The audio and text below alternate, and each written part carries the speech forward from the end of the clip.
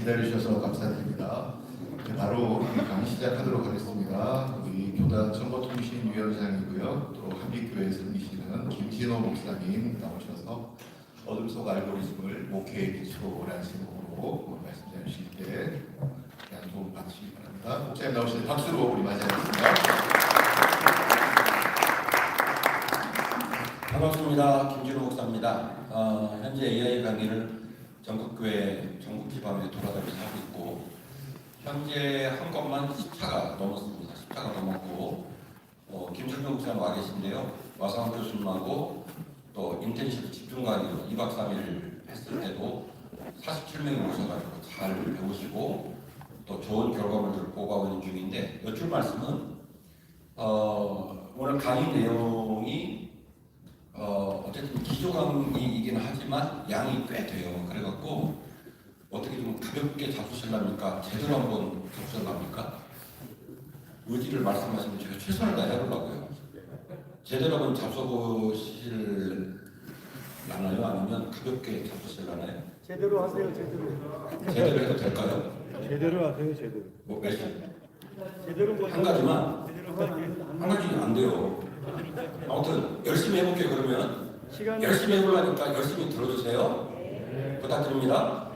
자, 2020년 AI 활용 목회역량 강화 인텐시브 세미나인데요. 오늘 강의는 기조 강의입니다. 기조 강의를 마치고 나면 보통 제가 이제 원데이 세미나는 오전 10시에서 저녁 5시 반까지 7시간 반 직강으로 숨도 안 쉬고 강의를 하는데, 5시간 반은 더 이상 말이 안 나오는 시간입니다. 그래서 그때까지 하고 때려칩니다. 그래서 원데이 세미나 하고 있고, 제대로 하려면 2박 3일 정도 해야 합니다. 그래서 오늘은 기조 강의를 하고, 그 기조 강의 끝에 AI를 통해서 실제적으로 뭐를 할 수 있는지, 우리 존경하는 한기수 목사님께서 잘났다는 소리를 하지 말고 잘난다 하니까 나한테 뭐가 와닿는지 얘기해줘라 이렇게 말씀하셔서 오늘 피부에 와닿게 해드릴게요 라고 선배님께 말씀을 드렸거든요. 그래서 뭐를 할 수 있는지까지 얘기를 하고 강의를 마쳐보려고 합니다. 자, 이거 어떻게 넘기는 거죠?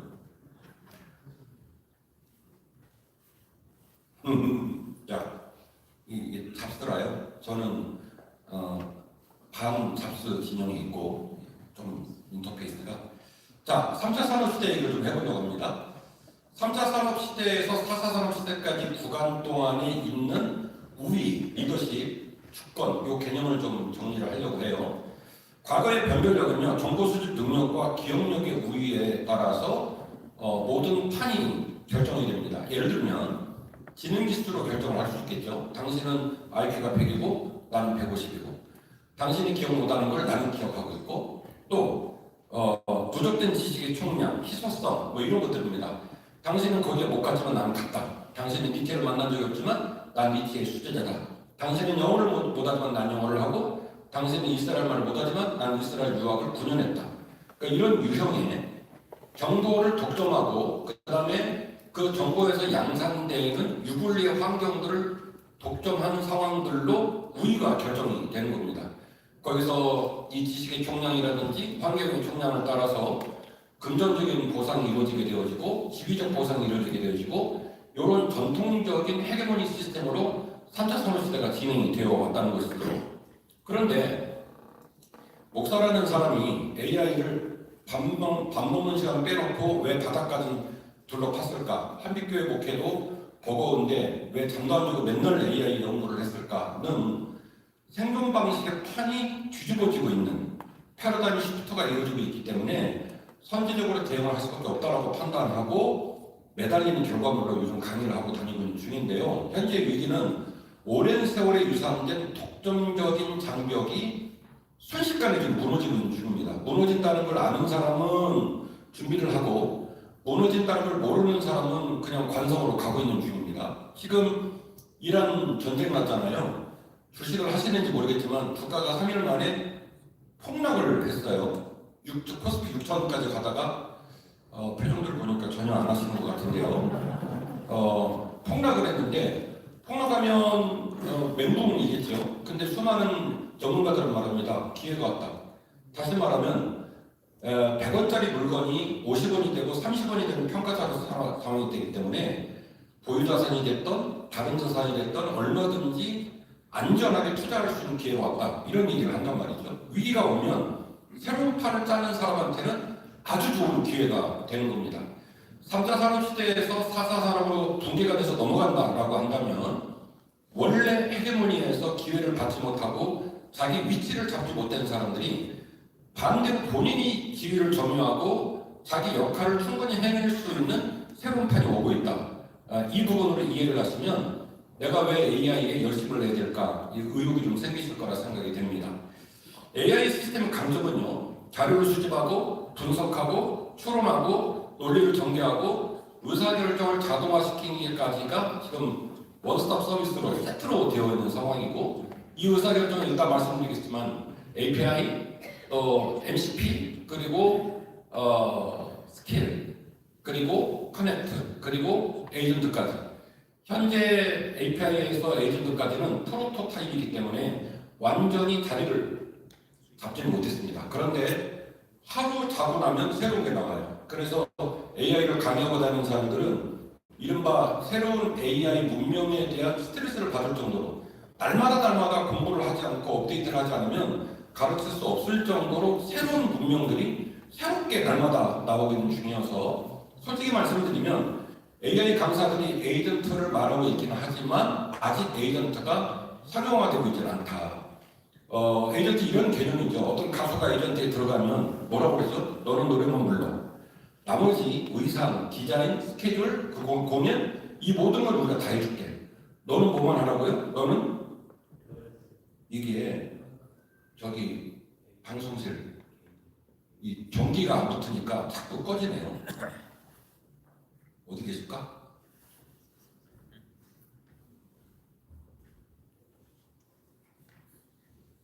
제가 할게요.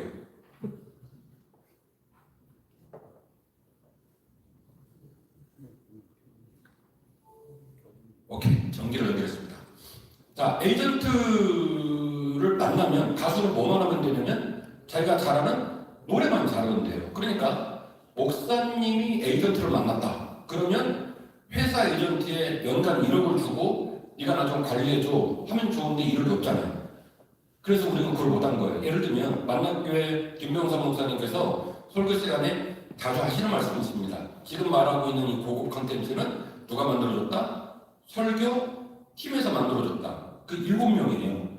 7명의 칠형제가 목사님 설교를 항상 빌드업을 해주는데 정직하시게 가끔씩 좋은 고급진 얘기가 나오면 설교팀에서 받았다고 얘기를 한단 말입니다.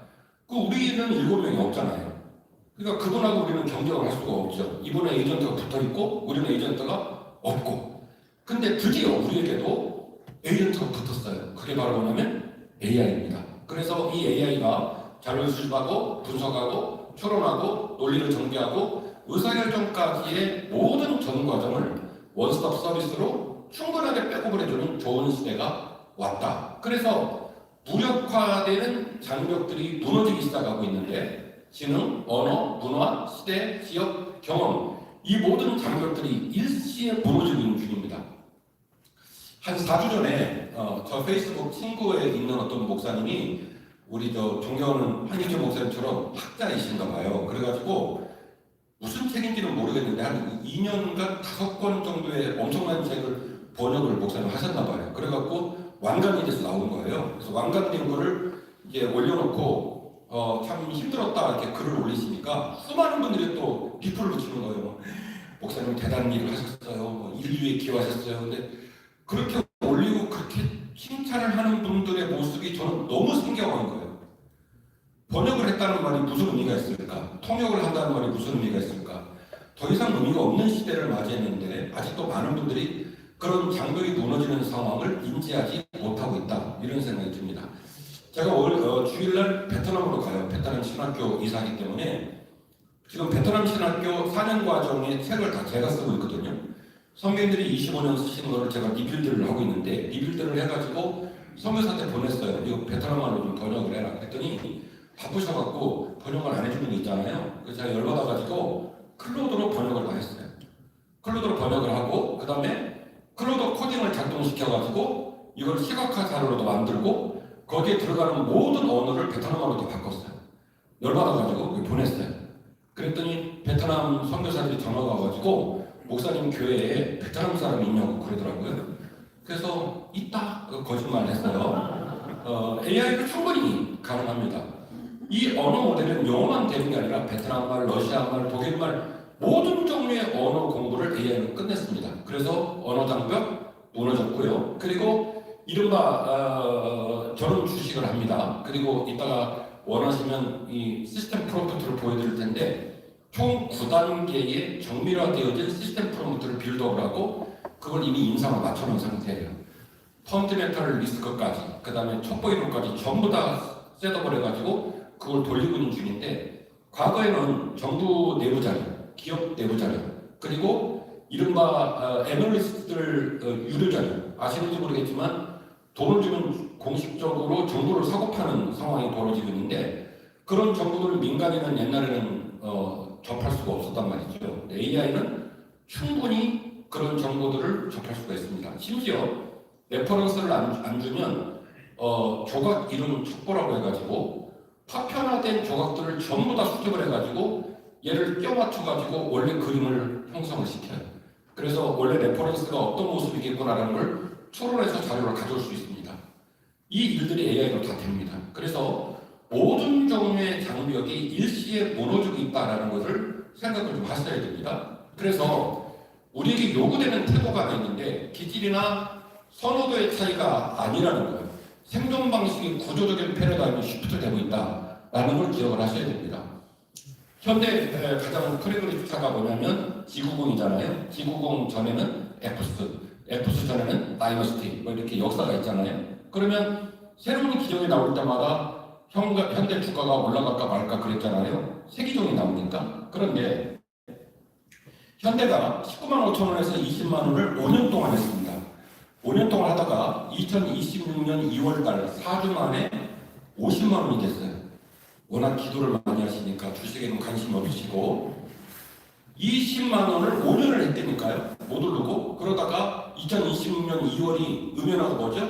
CES 2026 거기서 뭘 발표했습니까? 아틀라스라고 하는 로봇을 발표를 했는데 보스턴 다이너믹스에서 아틀라스를 발표를 했는데 왜 현대 주가가 뛸까요?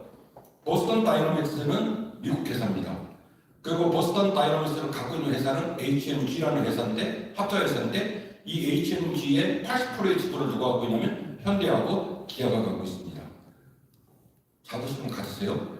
우리나라 회사예요. 보스턴 다이너믹스는. 그리고 거기서 만든 로봇가 아틀라스라는 로봇이고 아틀라스라는 로봇의 모든 이 기능을 하는 고급 기능을 하는 부속 중에 제일 뛰어난 부속이 액추에이터입니다. 관절, 손가락 관절, 손목 관절 이 관절인데 이 액추에이터는 어디서 만들까요?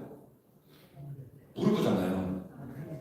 현대가 아니고 현대 모비스입니다. 현대 모비스가 독보적 기술을 갖고 있고 아틀라스 로봇가 얼마짜리냐면 2억짜리거든요. 2억짜리의 65%가 액추에이터 가격인데 그 액추에이터의 독보적 기술, 폐쇄된 독보적 기술을 누가 갖고 있냐면 현대 모비스가 갖고 있습니다. 올해 생산량은 이미 선주문이 끝났어요. 상용화를 선언하고 생산하겠다 선언을 했을 때 선주문을 했습니다. 어디서 샀냐면 현대자동차하고 구글에서 다 샀습니다. 그 올해 물량은 살 수가 없어요. 아직 상용화가 안 됐어요. 라인이 안 돌아갔습니다. 라인이 돌아가면 어디가 뛰겠습니까? 액추에이터 65% 현대 모비스가 뛰겠죠. 자, 무슨 얘기냐면 새로운 자동차가 나와서 20만 원이 50만 원이 된 게 아니고 자동차를 만들어 파는 회사가 뭘 팔겠다고 선언했습니까? 로봇을 팔겠다고 선언하는 거예요. 그러니까 이제 2.5배 뛴 상황이거든요. 다시 말씀드리면 생존 방식의 구조가 패러다임 시프트가 된다는 거예요. 원래 알고 있는 차량이 새로운 기종이 나오는 게 아니고 뭐 페이스리프트 되어서 원래 타던 차가 똑같은 차로 새롭게 나온 게 아니고 자동차를 팔다가 뭘 파냐면 로봇을 파는 상황으로 판이 뒤집어지고 있는 중이기 때문에 우리가 이 일에 대해서 전향적으로 어쨌든 선제적으로 대응하고 이해하고 장착해야 되겠다라고 마음을 잡숴주시기를 간곡히 부탁을 드립니다. 요거는 노트북 LM이 실수입니다. 나쁜 놈이에요. 이상한 사람 얼굴 두 개를 넣어가지고 여러분이 유튜브를 보시면 AI에 관한 많은 콘텐츠를 접하실 수가 있는데 레퍼런스는 두 사람입니다. 하나는 박대웅이라는 사람인데 대단한 사람입니다.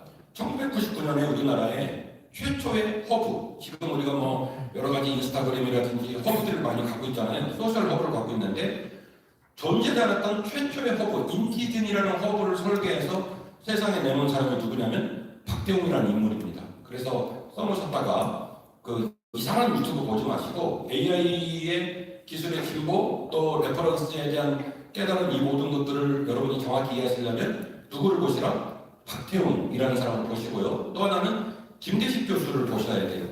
카이스트 교수이고 원래는 뇌과학자입니다. 그리고 하도 강의를 잘하고 나이가 좀 많이 있어 보여가지고 제가 몇 살이나 먹었나라고 조사를 해봤더니 저하고 동갑이에요. 1969년생입니다. 똑똑한 사람이에요. 박태웅이라는 사람하고 김대식이라는 사람, 이 두 사람의 유튜브를 침대에 놓으셔서 자주 보시기를 부탁을 드리고 자주 보시면 AI 환경이 업데이트되는 부분들을 충분히 여러분이 따라서 이해를 하실 수가 있겠습니다. 자, 그러면 이제 AI가 어떻게 만들어지는지를 말씀을 좀 드리려고요. 왜 그러냐면 제가 이제 AI 강의를 다니면 어떤 목사님 저한테 그래요. 목사님, AI로 설교를 만들어서 강대상에 올라가서 설교를 하면 그게 AI 설교입니까? 목사님 설교입니까? 이렇게 시비를 걸더라고요. 아무래면 동종업계 종사자가 비겁하게 자기 설교도 아닌 설교를 들고 설교라고 강의를 하고 다니겠습니까? 그렇게 룰을 범하실 것이 염려가 되어 공부를 다 마친 사람이 강의를 해드리는 거니까.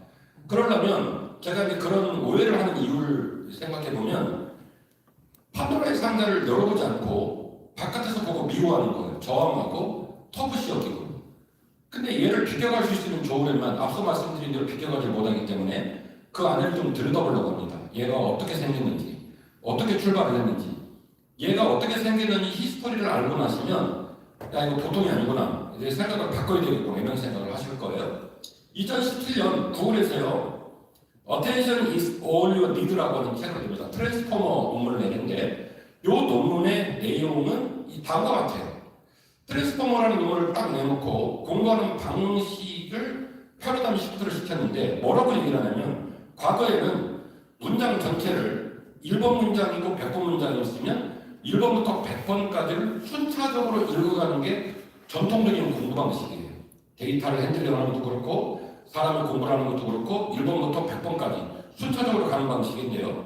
이 트랜스포머에서 뭘 주장을 하냐면 그러지 않고 동시다발적으로 100개의 논제를 한꺼번에 학습하는 새로운 방식의 학습 툴을 이야기를 트랜스포머에서 한 겁니다. 그래서 놀랍게도 AI의 원천 기술을 세상에 밝힌 사람은 누구냐면 구글이에요. 그러면 구글이 이 어마어마한 논문을 세상에 내놓고 이 사람들은 왜 이거를 상품화시키지 않았을까? 이 사람들은요, 이 AI를 내놓기 전에도 돈을 겁나게 벌고 있었어요.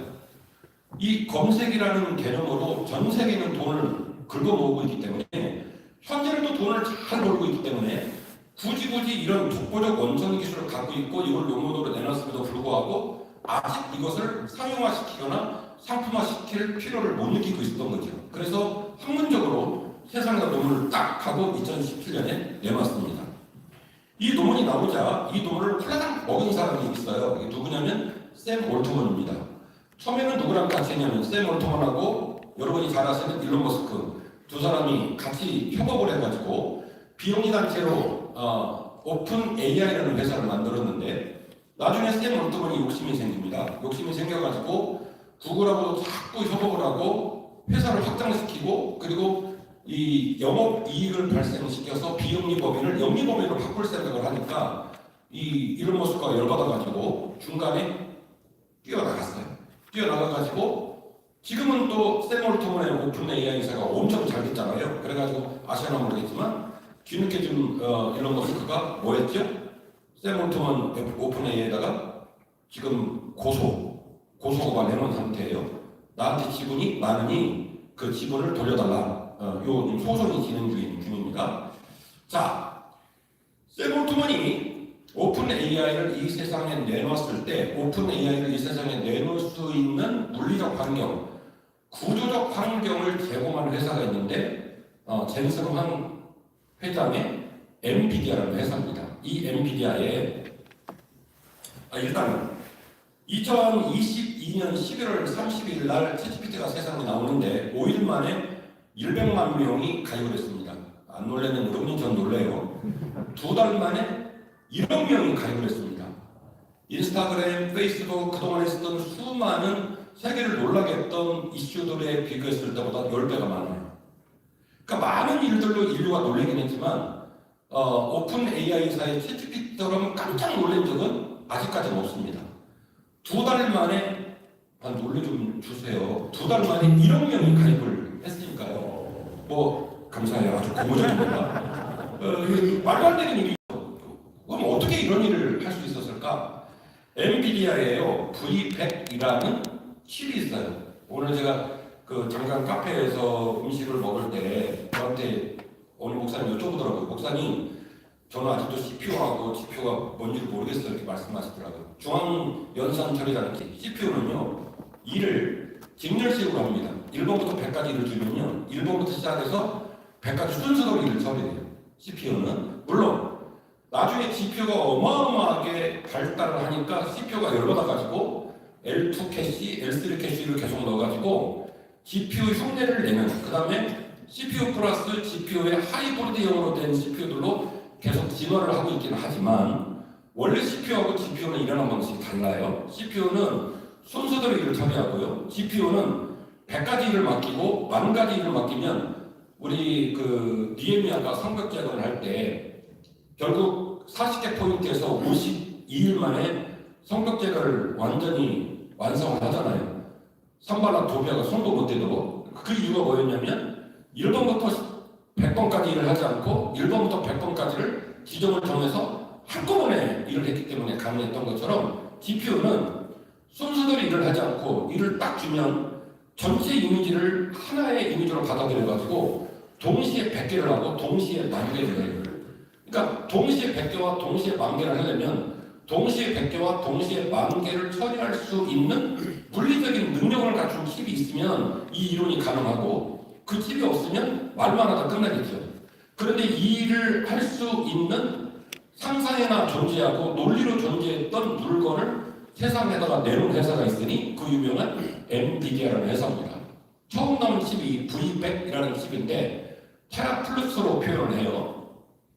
1초에 125테라플루스를 처리를 했습니다. 실수 연산을 1초에 몇 번을 돌리냐면 125번을 돌린 거예요. 그리고 V100 다음에 나온 칩이 A100이라는 칩입니다. A100은 1초에 312테라플루스를 돌립니다. 배수는 V100의 약 20배 정도 됩니다. 20배. 1초에 312테라플루스를 돌린다는 거예요. 1초에 312테라플루스를 돌리는 A100을 샘 올트먼이 몇 대를 사려면 10,000대를 샀어요. 예, 고마워요. 젠슨 황한테 10,000대를 샀어요. A100을 10,000대를 사가지고 요 10,000대를 이 서버 건물을 만들고, 서버는 여러분이 아시는 이렇게 무슨 기업들 안에 들어가 보면 무균실처럼 돼가지고 이렇게 렉으로 돼 있는 거 있잖아요.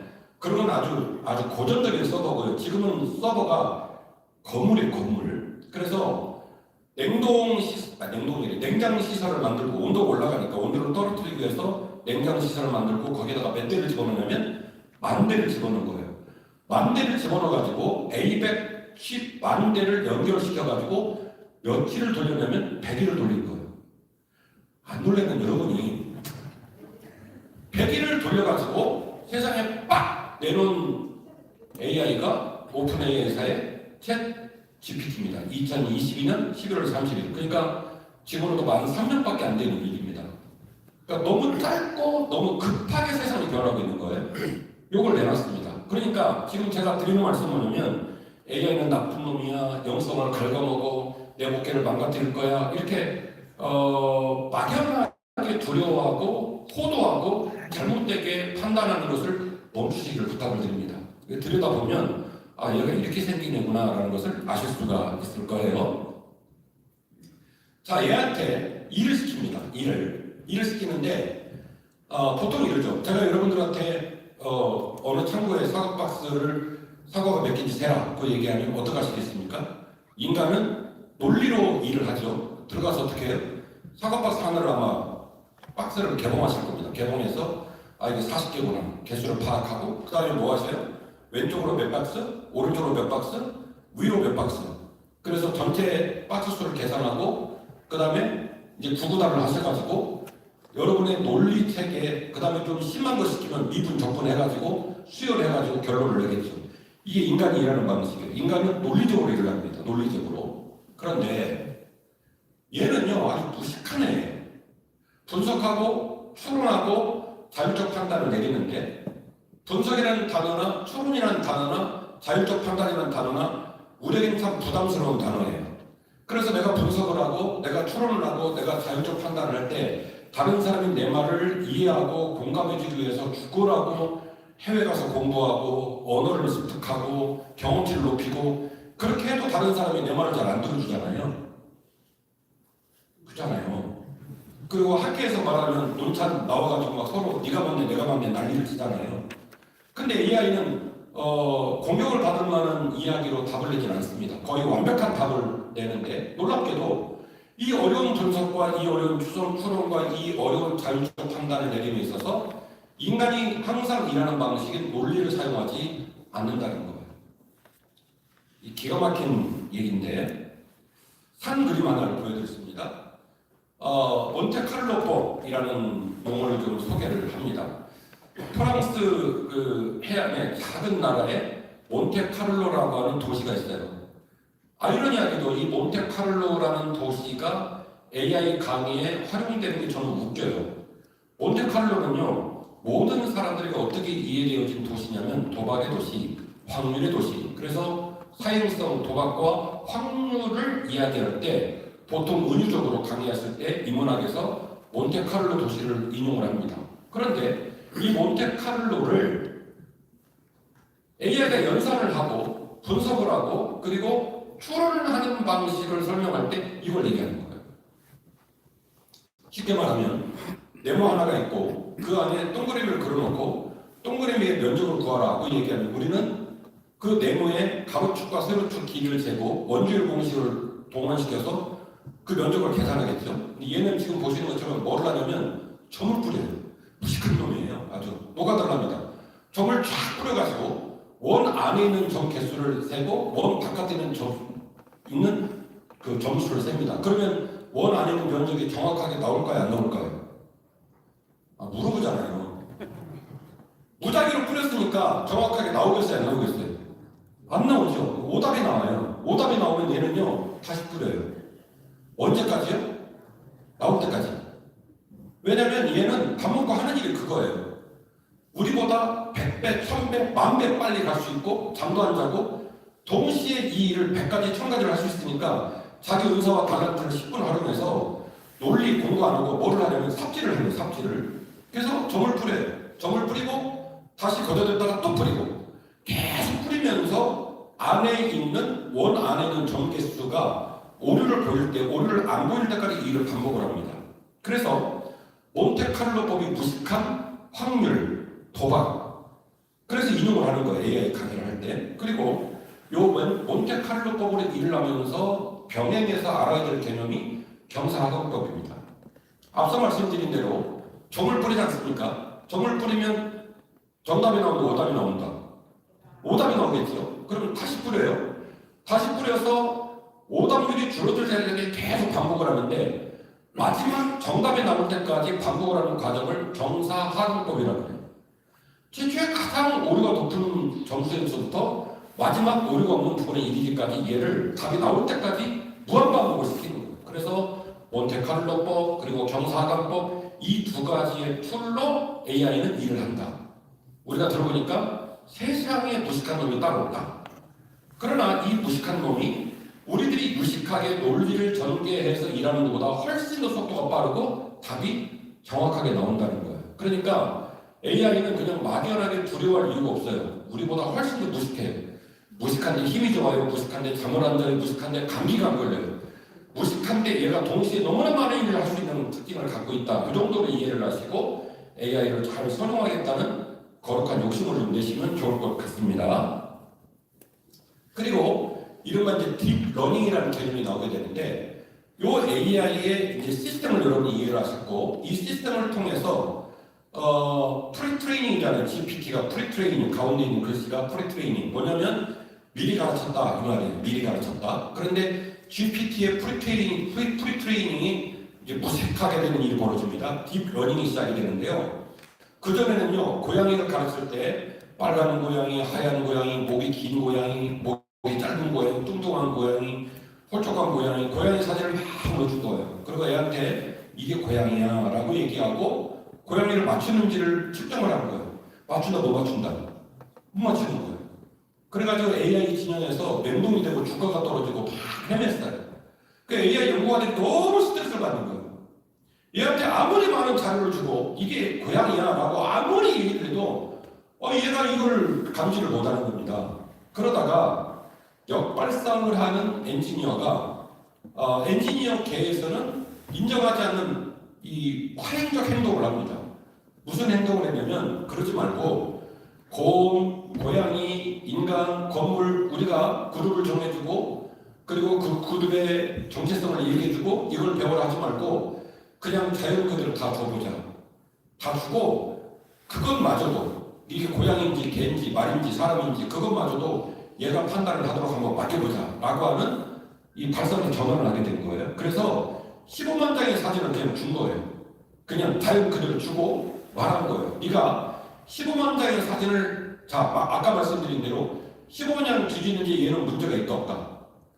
A100 만대 15만 장을 뒤지는지 얘는 문제가 있다 없다. 아무 문제가 없습니다. 그래서 15만 장을 준 거예요. 주고 얘야 너 여기 싹 분석해가지고 이 안에 있는 물건과 이 안에 있는 생명체가 뭐뭐뭐인지 좀 밝혀봐. 그랬더니 얘가 드디어 이건 고양이고요, 이건 개이고요, 이건 인간이에요 말을 하기 시작했어요. 그거를 딥러닝이라고 말을 합니다. 그래서 AI가 일어나는 방식이 급진적으로 달라지게 되었죠. 몬테칼로 기법, 그리고 경사관법, 그리고 이제 드디어 뭐가 시작되면 딥러닝이 시작이 된 겁니다. 마지막으로 이 구조를 이해함에 있어서 굉장히 두려운 게 하나 있는데 지금 블랙 색깔로 된 축입박스를 하나 보여드렸는데요.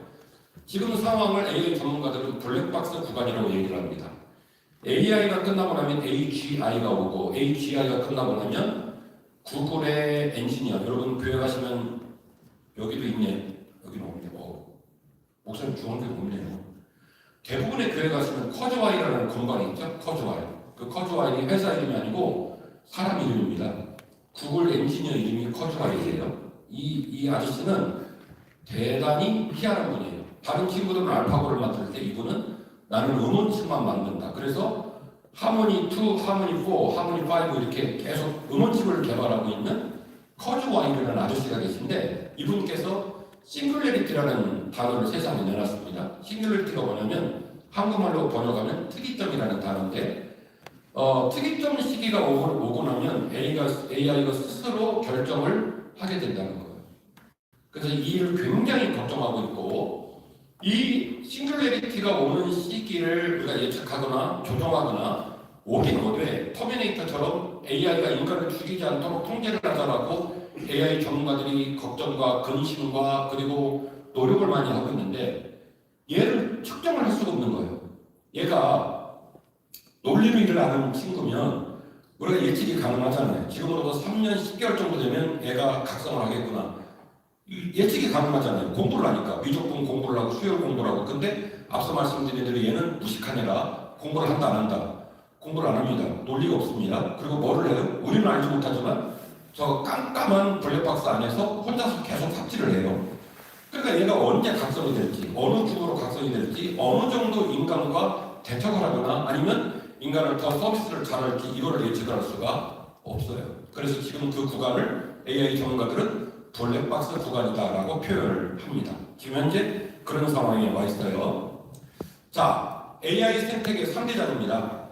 3대장이라는 표현은 이따가 제가 탐한 이론도 말씀을 드리겠지만 제가 알기로는 제가 제일 먼저 썼어요.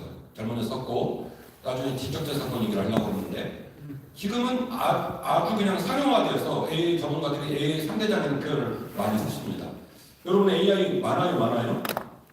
많죠. 일론 머스크가 나중에 만든 글록이라는 것도 있고 중국이 만든 딥시크도 있고 그리고 공부하는 학자들이 좋아하는 각조하고 참고문헌이 붙는 퍼플렉시티라는 것도 있고 우리 것이 좋은 것이요 우리튼 손토종 리튼도 있고 여러 가지 AI들이 있는데요. 그 모든 AI들은 이사자로 세컨드리 소스입니다. 렌탈해서 쓰는 거예요. 제가 지금 그 성결신문에 공고가 나가고 있는 우리 그 디모데하고 협업하고 디모데에서 지금 워칭이라고 하는 교회관리 프로그램을 내놨는데 대단해요 얘가. 이런 거죠. 오늘 765 신방을 하는데 신방을 짜줘. 그러면 765 식구들 거리를 동선을 계산해갖고 신방을 딱 짜줘 얘가. 신방 모델이 딱 나오면 차를 탁 타면 얘가 뭘 떼주냐면 내비게이션을 떼줍니다. 내비게이션을 하고 쭉 가서 딱 내리면 얘가 내비게이션을 딱 종료하고 워칭에다가 신방 되었다라고 확인 표시에 클릭을 해줍니다. 그리고 들어가면 거기서 신방을 살펴보면 나오는 거 보여줍니다. 실제 지금 이루어지고 있는 일이에요. 그래서 목회 활동을 너무너무 잘할 수 있도록 워칭이 지금 진화를 했는데 이 진화를 할 수 있었던 게 뭐냐면 AI를 탑재를 시킨 건데 그러면 디모델을 회사가 AI를 개발했냐? 아니거든요. 전부 다 프라이머리 소스를 돈을 주고 렌탈을 해온 상황인 거니까 여러분이 AI를 공부하고 AI를 운영하시려면 세컨더리 소스, 서드 소스는 손댈 필요가 없습니다. 렌탈한 거 신경 쓸 필요 없습니다. 우리는 어디를 잡으면 되냐면 원전 프라이머리 소스를 잡으면 되는데 이 원전 3대장이 어디냐? 챗GPT, 제미나이, 클로드입니다. 제가 클로드 강의를 하러 다니니까 많은 분들이 클로드가 뭐 하는 거냐, 먹는 거냐, 옷이냐 뭐 얘기하고 클로드를 또 클라우드로 읽어야 되는지 클로드로 읽어야 되는지 이러는데 미국 사람들이 얘를 클로드로 읽어요. 보겠습니다. 챗GPT는요 AI의 대명사죠. 처음 나왔어요. 챗GPT가 처음 나와가지고 지금까지 진행해 오고 있는데 지금 AI 시장은요 이른바 춘추 전국시대예요. 서로 못 잡아먹어서 안달이에요. 네, 난리도 아닙니다 지금. 그래서 날마다 새로운 버전이 나오는 이유가 살아남으려고 계속 서로를 미리는 상황이거든요. 그래서 챗GPT가 지금 빛을 잃어가고 있고 제가 이제 실전 강의를 할 때는 이 세 가지를 다 이루어서 하라고 말씀드리는 이유는 얘네들이 이게 컬러가 달라요. 지문이 좀 달라요. 그래서 3대장을 사시라고 말씀드리는데 원전은 챗GPT고요. 그 다음에 트랜스포머라는 논문을 2017년에 만들어가지고 세상에 내놨는데 이거를 상품화시키고 돈을 막 어마어마하게 버는 모습을 보고 샘얼톤이 보니까 구글이 열받아가지고 부랴부랴 원래 AI는 우리 거야 해가지고 급하게 세상에 내놓은 AI가 있었으니 이른바 구글 바드였습니다. 바드를 내놨는데 바드가 나오자마자 제가 물어봤거든요. 바드야 내가 누구냐? 그랬더니 제가 스님이라고 얘가 그러는 거예요. 그래서 너는 안 되겠구나. 그때 제꼈어요. 바드가 나와가지고 세상에서 아주 혹독한 혹평을 받고 그때 구글 주가가 폭락했습니다. 그때 구글을 샀었어야 되고. 네. 바드 내려가지고 아주 그냥 절단이 났어요. 절단이 나가지고 구글이 절기부심하고 칼을 갈고 또 갈고 또 갈고 갈아가지고 세상에 나온 AI가 바드를 취소하고 뭘 내놨냐면 제미나이라는 AI를 내놨는데 이 제미나이가 웃기는 놈입니다. 아주 대단한 놈입니다. 네. 제미나이가 나왔고요. 그 다음에 클로드는 뭐냐? 클로드는 우리 동종업계 종사자 표현으로 설명을 좀 드리면 챗GPT의 선임 부목사하고 그 두 번째 부목사하고 세 번째 부목사가 중앙성결교회 제일 경험이 많은 세 사람 부목사가 중앙성결 목사님 예를 든 거예요. 우리 목사님 교회 옆에다가 개척을 한 거예요. 그 개척한 회사 이름이 클로드예요. 클로드. 그래갖고 2주 전인가 인도에서 그 AI CEO들이 만나가지고 컨소시엄 했거든요. 마지막 날 사진 찍는데 그 짤방 돼갖고 박제됐어요. 보셨나 모르겠어요. 모든 사람이 손을 맞잡았는데 두 사람이 손을 안 잡았습니다. 샘 올트먼하고 클로드 회장하고 손을 안 잡아요. 그 밑에서 그러지 마라. 전 세계가 다 보고 있다. 그래갖고 손을 들라고 하는데 이게 짤방이 되는데 어떤 일이 벌어졌냐면 이 두 사람이요. 마지막 손을 들라고 했을 때도 손을 안 잡고 만세를 했어요. 그래서 다 연결됐는데 이 두 사람만 연결 안 됐어요. 왜요? 샘 올트먼은요. 클로드 애들이 너무너무 미워요. 나쁜 놈의 새끼들 이런 거예요. 그 클로드가 왜 나갔냐? 클로드의 엔지니어들이 보니까 이거를 범용 AI라고 말합니다. 올라운드. 사진도 만들고 동영상도 만들고 음악도 만들고 그리고 글도 쓰고 모든 일을 다 할 수 있는 범용 올라운드형 AI가 챗GPT이거든요. 근데 가만히 보니까 올라운드형 AI로는 살아남을 길이 없다 생각을 한 거예요. 왜냐하면 엄청난 대항마가 있으니 누굽니까? 구글에 제미나이가 있는 거예요. 왜냐하면 이따가 나오겠지만 할루시네이션이라는 개념이 있어요. 직역을 하면 천연덕스러운 거짓말인데 뭐 말을 하면 AI가 계속 거짓말을 자꾸 한단 말이에요. 그 거짓말을 바로잡으려면 컴퓨터 공학적인 용어로 말씀드리면 롤백을 해요. 롤백이 뭐냐면 최초의 일을 시작한 지점으로 돌아가는 거예요. 롤백을 해가지고 할루시네이션을 극복하려면 제대로 되어진 데이터베이스를 다시 재점검해야 되겠죠. 그러려면 정보를 재점검해야 되는 뭐가 필요하냐면 데이터가 필요한 거예요. 그런데 이 데이터를 창세 이후로 지금까지 죽어라고 모으고 있는 회사가 있으니 어디입니까? 구글이에요. 원래 구글은 데이터를 갖고 있어요. 그러다 보니까 샘 올트만의 챗GPT가 지금 아주 난감한 상황이죠. 그래서 클로드 이 친구들은 무슨 생각을 하게 되냐면 우리는 한 놈만 뺀다. 우리는 다른 걸 안 한다. 그 얘네가 내세운 게 뭐냐면 글쓰기예요. 인간이 글을 쓰던 컴퓨터 코딩, 컴퓨터가 글을 쓰던 그 다음에 최근에 나온 MCP 에이전트 나온 지 지금 3주도 안 돼요. MCP 에이전트 말하는 건 뭐냐면 글쓰기, 코딩 이 모든 것들을 플러그인 시키고 에이전트화 시킨다까지 지금 진도 올라갔어요. 그래서 클로드는 뭐만 하냐면 글만 씁니다. 글만 써요. 아까 점심에 우리 존경하는 한기철 목사님께서 좀 필요에 와닿는 얘기 해줘 이렇게 말씀하셨어요. 우리 목사님 글 많이 쓰잖아요. 뭐 활천에도 글 쓰고 선교식도 글 쓰고 저도 글을 쓰지만 기자하고 굉장히 짜증이 나는 게 글을 보냈는데 목사님 문단 2개가 더 많아요. 줄여주세요. 당신이 알아서 줄여. 제가 알아서 줄이면 또 뭐라고 하려잖아요. 줄여주세요. 줄였어. 목사님 5줄이 남아요. 늘려주세요. 이 얘기를 주고받은 스트레스를 얼마나 많이 받나 몰라요. 그래서 제가 열받아가지고 클로드에다가 하이브리드형 프로젝트 플러스 스킬을 만들고 그 스킬 안에 제가 송파구 그 기독교협회 대표장이거든요. 송파구 기고문, 활천 기고문, 성결수문 기고문, 다른 일반 기고문 스킬 4세트를 셋업을 해놨어요. 요 회사들은 글자 수가 몇이고 폰트는 몇 폰트고 이 폰트 수에서 들어가야 될 논리는 여기는 3단계, 여기는 5단계 셋업을 다 해서 이게 이제 정교한 워크플로우를 따르는 시스템 프로젝트라고 하는데 이거를 빌드업을 해가지고 요게 이제 잘 작동률이 안 되는지는 임상을 제가 많이 했겠죠. 한 50분 넘게 했어요. 그래서 이제 실전 강의 세미나를 하면 제가 그걸 다 무상으로 드립니다.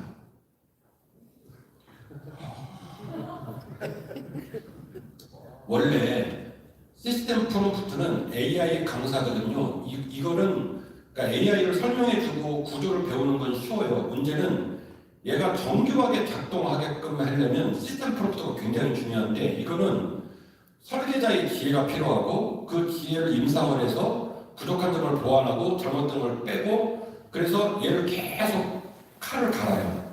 그럼 나중에 사시미 칼처럼 날카로워지죠. 그래서 밑에 버전이 붙어요. 버전 1.5, 2.3, 3.6 버전이 올라가요. 제가 갖고 있는 시스템 프로젝트는 최소 10번에서 20번 손을 보내드립니다. 그래서 그걸 놓고 돌리면 어떤 일이 벌어지냐면 성결신문 기자가 저한테 한 얘기고 활천 국장이 저한테 한 얘기 저 앉아 계신데 목사님 글은 토시 하나도 손댈 게 없다는 거예요. 그래서 제가 속으로 그러죠. 손댈 수가 없지. 규격에 맞춰서 줬으니까. 근데 그걸 뽑아냈을 때 내용머리를 미진하고 내 어떤 입장, 내가 말하는 논조 얘는 왜 이렇게 좀 뭔가 좀 부족하게 글을 썼을까라는 생각을 아직까지는 해본 적이 없어요. 아직까지. 그래서 완벽하게 제품이 나옵니다. 이게 이제 자동으로 돌아가는 입장이니까요. 그래서 클로드가 너무너무 사랑스러워요. 그 다음에 주일날 제가 설교를 하고 나면 설교 나눔 프로젝트를 만들어 놓고 거기에 또 스킬을 붙여놨어요. 스킬이 이제 하이브리드로 붙어있는데 이 하이브리드는 이제 아주 고급 기술자들만 쓰는 방법인데 프로젝트 플러스 스킬을 하이브리드로 딱 붙여놓으면 프로젝트에서는 제 설교 원고를 딱 넣어주고 설교 나눔을 하려고 해라고 명령을 내리면 얘가 스킬을 불러오는데 스킬을 불러오는 방식은 트리거 방식입니다. 트리거가 뭐죠? 방아쇠입니다. 인터페이스를 따라서 뭘 클릭하지 않아도 문장만 넣어주면 그 문장을 이해하고 원래 내가 셋업했던 스킬을 갖고 올라와요. 갖고 올라와서 설교 나눔 같은 경우는 몇 세트가 나오냐면 첫 번째 개인 큐티 세트가 하나 나오고 두 번째는 셀그룹 성경 공부 큐티 교재가 나오고 세 번째는 스토리텔링 PPT가 나오고 네 번째는 뉴스 매거진이 나옵니다. 뉴스 매거진은 옥스포드 방식으로 밑에다가 누렇게 종이 깔고 그리고 모던한 타입으로 써주고 그리고 봄여름가을 심심하지 않도록 모델을 좀 바꿔줘. 계절이 돌아올 때는 부활절하고 성탄절 느낌과 부활절 느낌을 내줘. 그리고 여러분 아시는지 모르겠지만 대부분 성도들이 주일날 주보를 가지고 가요? 버리고 가요? 거의 다 버리고 갑니다. 근데 주보 안에는 주중에 알고 있을 중요 정보가 담겨있는데 그게 바로 뭐냐면 교회 소식이에요. 그러니까 교회 소식을 잃어버리니까 자꾸 교회 사무실에다 컴플레인하고 그러잖아요. 그 뉴스 매거진 뒤에 주보의 교회 소식을 딱 넣어주면 얘가 인포그래픽으로 전부 멋있게 아주 그냥 기억에 쏙쏙 남게 이쁘게 해서 탁 붙여가지고 클릭을 딱 하면 네 볼로 한꺼번에 나옵니다. 그래서 개인 큐티, 소그룹 성경공부 교재, 스토리텔링 PPT 그리고 마지막 뉴스 매거진이 나옵니다. 뉴스 매거진이 나오면 이걸 예약 발송을 해가지고 월요일 아침에 7시 정도에 성도들한테 뿌려주는 거예요. 뿌려주면 어제 들었던 설교를 뉴스 매거진으로 쭉 멋있게 요약 정리가 돼 있고 인포그래픽으로 알록달록 그래프도 들어있고 도형도 돼 있고 맨 끝에 뉴스 매거진 맨 끝에는 주보까지 싹 들어가니까 스마트폰 하나만 있으면 주중에 계속해서 교회 소식을 확인할 수가 있죠. 이 모든 일들을 눈 하나 깜빡 안 하고 숨도 안 쉬고 일을 하는 놈이 누구냐면 클로드예요.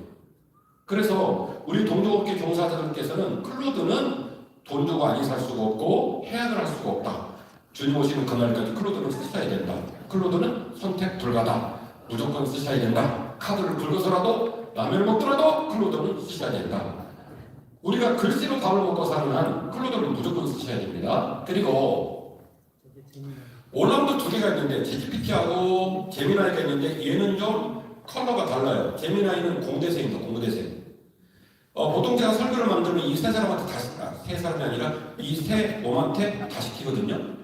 클로드가 너무 사랑스러운 건 뭐냐면 제가 논지를 잡고 그리고 제 설교 논리를 전개한 것에 대해서 다소 객관적으로 퀄리티가 좀 떨어지더라도 존중을 해줘요. 그래서 제가 설교를 구성하고 제가 메시지를 준 김진호 스타일이라고 하는 스타일을 어떻게든지 반영을 해주려고 몸부림을 치는 사랑스러운 애가 클로드예요. 그럼 제미나이는 어떻게 하냐? 제가 원고를 줬는데 제미나이가 판단했을 때 얘가 베스트 초이스를 하지 못했어요. 한 세 번째, 네 번째 자료를 붙들고 있고 논리도 약해요. 그러면 얘는 어떤 짓을 하냐면 제 설교 원고를 지웁니다. 지우고 공대생이에요. 네. 지가 알아서 써줘요. 그래서 뭐 거기 밑에 가로 열고 그 말은 안 써있죠. 뭔 말도 안 되는 소리를 하고 그래. 이건 아니잖아. 그런 논조예요. 그래서 저 공대생은요 설교시키면 안 됩니다. 설교를 베껴놓으면 공대생답게 우리 설교를 재단하고 지 맘대로 설교를 만들어주기 때문에 그러나 내 설교의 레퍼런스를 확인해야 되겠다. 내가 인용한 신학적 사건이라든지 예화를 갖췄다든지 이런 부분들이 사실관계가 맞는지를 확인하려면 클로드보다는 누가 유리하냐면 제미나이가 훨씬 더 유리합니다. 쓰는 용도가 달라요. 그래서 제미나이는 공대생이라고 생각을 하시면 되고 그 다음에 챗GPT는요 훌륭한 비서예요. 아직까지는 올라운드로 딥 리서치라는 개념이 있는데 제가 이제 서울시내 모 교수님한테 그 심층 신학 연구에 대한 본인이 좀 궁금한 거 좀 저한테 보내라고 했어요. 제가 서울시내 가서 강의를 해주고 싶다 말을 드리면서 그랬더니 뭘 보냈어요. 뭘 보내가지고 제가 그거를 하룻밤 사이에 딥 리서치를 했어요. 딥 리서치를 하면 굉장히 거대 담론을 딥 리서치를 하면 챗GPT 같은 경우는 약 8시간 정도 합니다. 8시간. 그러면 저녁 잡술 때 걸어놓는 거예요. 저녁 잡술 때 걸어놓고 그 다음에 새벽 예배 마치고 오면 그때쯤 나와요. 안 놀래면 여러분이 전 놀래요. 여러분이 차에서 맛집 소개해줘 그러면 10초 만에 나오잖아요. 그러니까 AI를 항상 그런 식으로 하셨는데 얘가 얼마나 공부를 세게 하길래 A100이 만대인데 A100 만대 정도 되는 일을 하는 애가 몇 시간 일을 하냐면 8시간 일을 해요. 8시간 일을 해서 결과물을 내놓는데 그 결과물을 보면요 입이 딱 벌어져요. 그러니까 저는 말씀드리는 게 뭐냐면 제가 운동을 정지하고자 드리는 말씀은 아니지만 우리가 지금 축구를 차고 있을 상황이 아니라는 거예요. 옛날에는 우리가 공부를 못하게 됐다, 할 수 없는 상황이었다라는 걸 말할 수 있는 명분이 있었단 말이에요. 유학을 못 갔으니까, 영어를 모르니까, 독일말을 모르니까, 이스라엘 가서 살아본 적도 없으니까 그냥 포기하는 거예요. 김인삼 박사한테 위로를 받고 황희태 우리 교수님한테 위로를 받고, 그러니까 먼저 공부하시고 많이 하시는 분들 도움을 받아서 사는 수밖에 없어요. 그럴 수밖에 없었고 그 명분이 있으니까 모두 다 이해하는 그런 정도 수준인데 AI는 그 모든 경계를 다 장벽을 허물었다니까요. 사울이 사무엘을 소환한 것처럼 죽은 학자를 소환할 수 있습니다. 니체 연구작업실을 만들고 니체가 생전에 있었던 모든 레퍼런스 자료를 딥 리서치하고 그걸 참고문으로 넣고 작업 지침을 얻어서 니체가 살아있는 것처럼 니체하고 대화를 할 수가 있어요. 이 기법은 실전편에서 다 보여드리겠습니다. 보여드릴 거고, 그러니까 공부를 하는 제한이 더 이상 없다. 언어의 제한이 없고 장소의 제한이 없고 모든 장벽을 허물고 공부를 할 수 있으니 공부를 하시겠어요? 하셔야 되는 거예요. 이제 변명을 할 수 없어요. 공부를 해야 될 수밖에 없는 상황이 도래를 한 거죠. 그 모든 일을 하는 데 있어서 챗GPT가 굉장히 비서 역할을 훌륭하게 진행을 해줍니다. 자, 중요한 얘기도 계속됩니다. 컨텍스트 윈도우를 이해를 좀 하셔야 되는데, 이 컨텍스트 윈도우는 쉽게 말하면 단기 임시기업이에요. 단기 임시기업. 자, 보십시오. 일반인이 예를 들어서 정부, 기업, 그 다음에 애널리스트 모든 전문가들의 영역을 치고 들어가서 공부를 하는 상황이 벌어지니까 서버를 제공하고 있는 AI 회사는 굉장히 불리해진 거예요. 사용자가 들어와서 자기 서버 리소스를 무한정으로 써버리면 다른 사용자는 트래픽이 발생을 하거든요. 지금 최근에 제일 떠오르고 있는 게 클로드인데, 클로드가 뜨다 보니까 클로드 유료 사용자들이 계속 그 트래픽이 떠가지고 이게 튕겨가지고 어떤 사용자가 오다가도 봤습니다만 어떤 사용자가 열받아가지고 그룹으로 갈아타고 그룹한테 물어봤대요. 야, 내가 돈 내고 클로드를 쓰는데 클로드가 자꾸 나를 거절하고 튕겨. 열받아서 너한테 왔다? 라고 얘기를 했더니 클로드가 이렇게 답했대요. 다시 클로드로 가세요. 지금 튀는 이유는 클로드가 너무너무 대단해서 너무나 많은 사용자들이 클로드로 쏠리다 보니까 튕기는 거지. 다시 클로드로 가세요. 그룹이 그랬다는 거예요. 무슨 얘기냐? 유저가 들어와서 헤비 유저가 서버에 너무나 많은 리소스를 독점해버리면 다른 유저가 쓸 수가 없죠. 그래서 얘네들이 방을 만들고 제한을 다 걸어놨어요. 그걸 뭐라고 말하면 컨텍스트 윈도우라고 말을 합니다.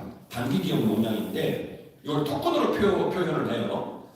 처음에 역사로 이제 가보면 처음에 20만 토큰을 줬던 게 불과 한 1년 반 전 얘기인데 클로드가 20만 토큰을 줬어요. 그래서 AI 전문가들이 너무 놀란 거예요. 20만 토큰을 주다니.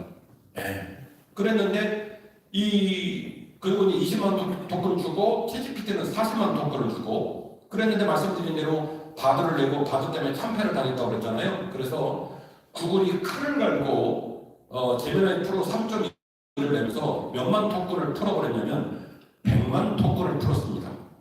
100만 토큰은요 A4 10포인트짜리 500쪽 정도 분량입니다. A4 10포인트 500쪽 분량을 준 거예요. 네가 들어와서 단기 기억 용량으로 리소스를 쓸 때 100만 토큰 써 하고 딱 준 거예요. 줘버리니까 이제 챗GPT가 엉망진창이 된 거죠. 그리고 클로드는 20만 토큰이었거든요. 그래서 제가 그때 강의를 할 때 이런 말을 했습니다. 클로드가 토큰에 대해서 제미나이를 쫓아가서 토큰을 올리면 살아남을 거고 지금처럼 20만 토큰을 유지하면 클로드는 이 세계에서 사라질 것이다 라고 강의를 했는데 그렇게 강의를 하고 나서 한 달 지나고 나니까 클로드가 사고를 쳤어요. 오프소 4.6이라는 엔진을 달아가지고 세상에 빵 하고 내리면서 토큰을 20만 토큰에서 어디로 늘리냐면 100만 토큰으로 토큰을 늘렸습니다. 그래서 현재 제미나이가 100만 토큰, 클로드가 100만 토큰, 그리고 챗GPT는 아직도 40만 토큰입니다. 그럼 챗GPT도 속상하니까 늘리면 되잖아요. 이거 왜 못 늘릴까요? 토큰을 늘린다는 말은 자기 서버에 들어와 있는 유저의 토큰을 늘리려면 그냥 프로그램 셋업 값에서 늘릴 수가 없는 거예요. 뭘 늘려야 되냐면 물리적으로 서버를 정설하지 않으면 토큰을 늘려줄 수 이해하고 계시나요?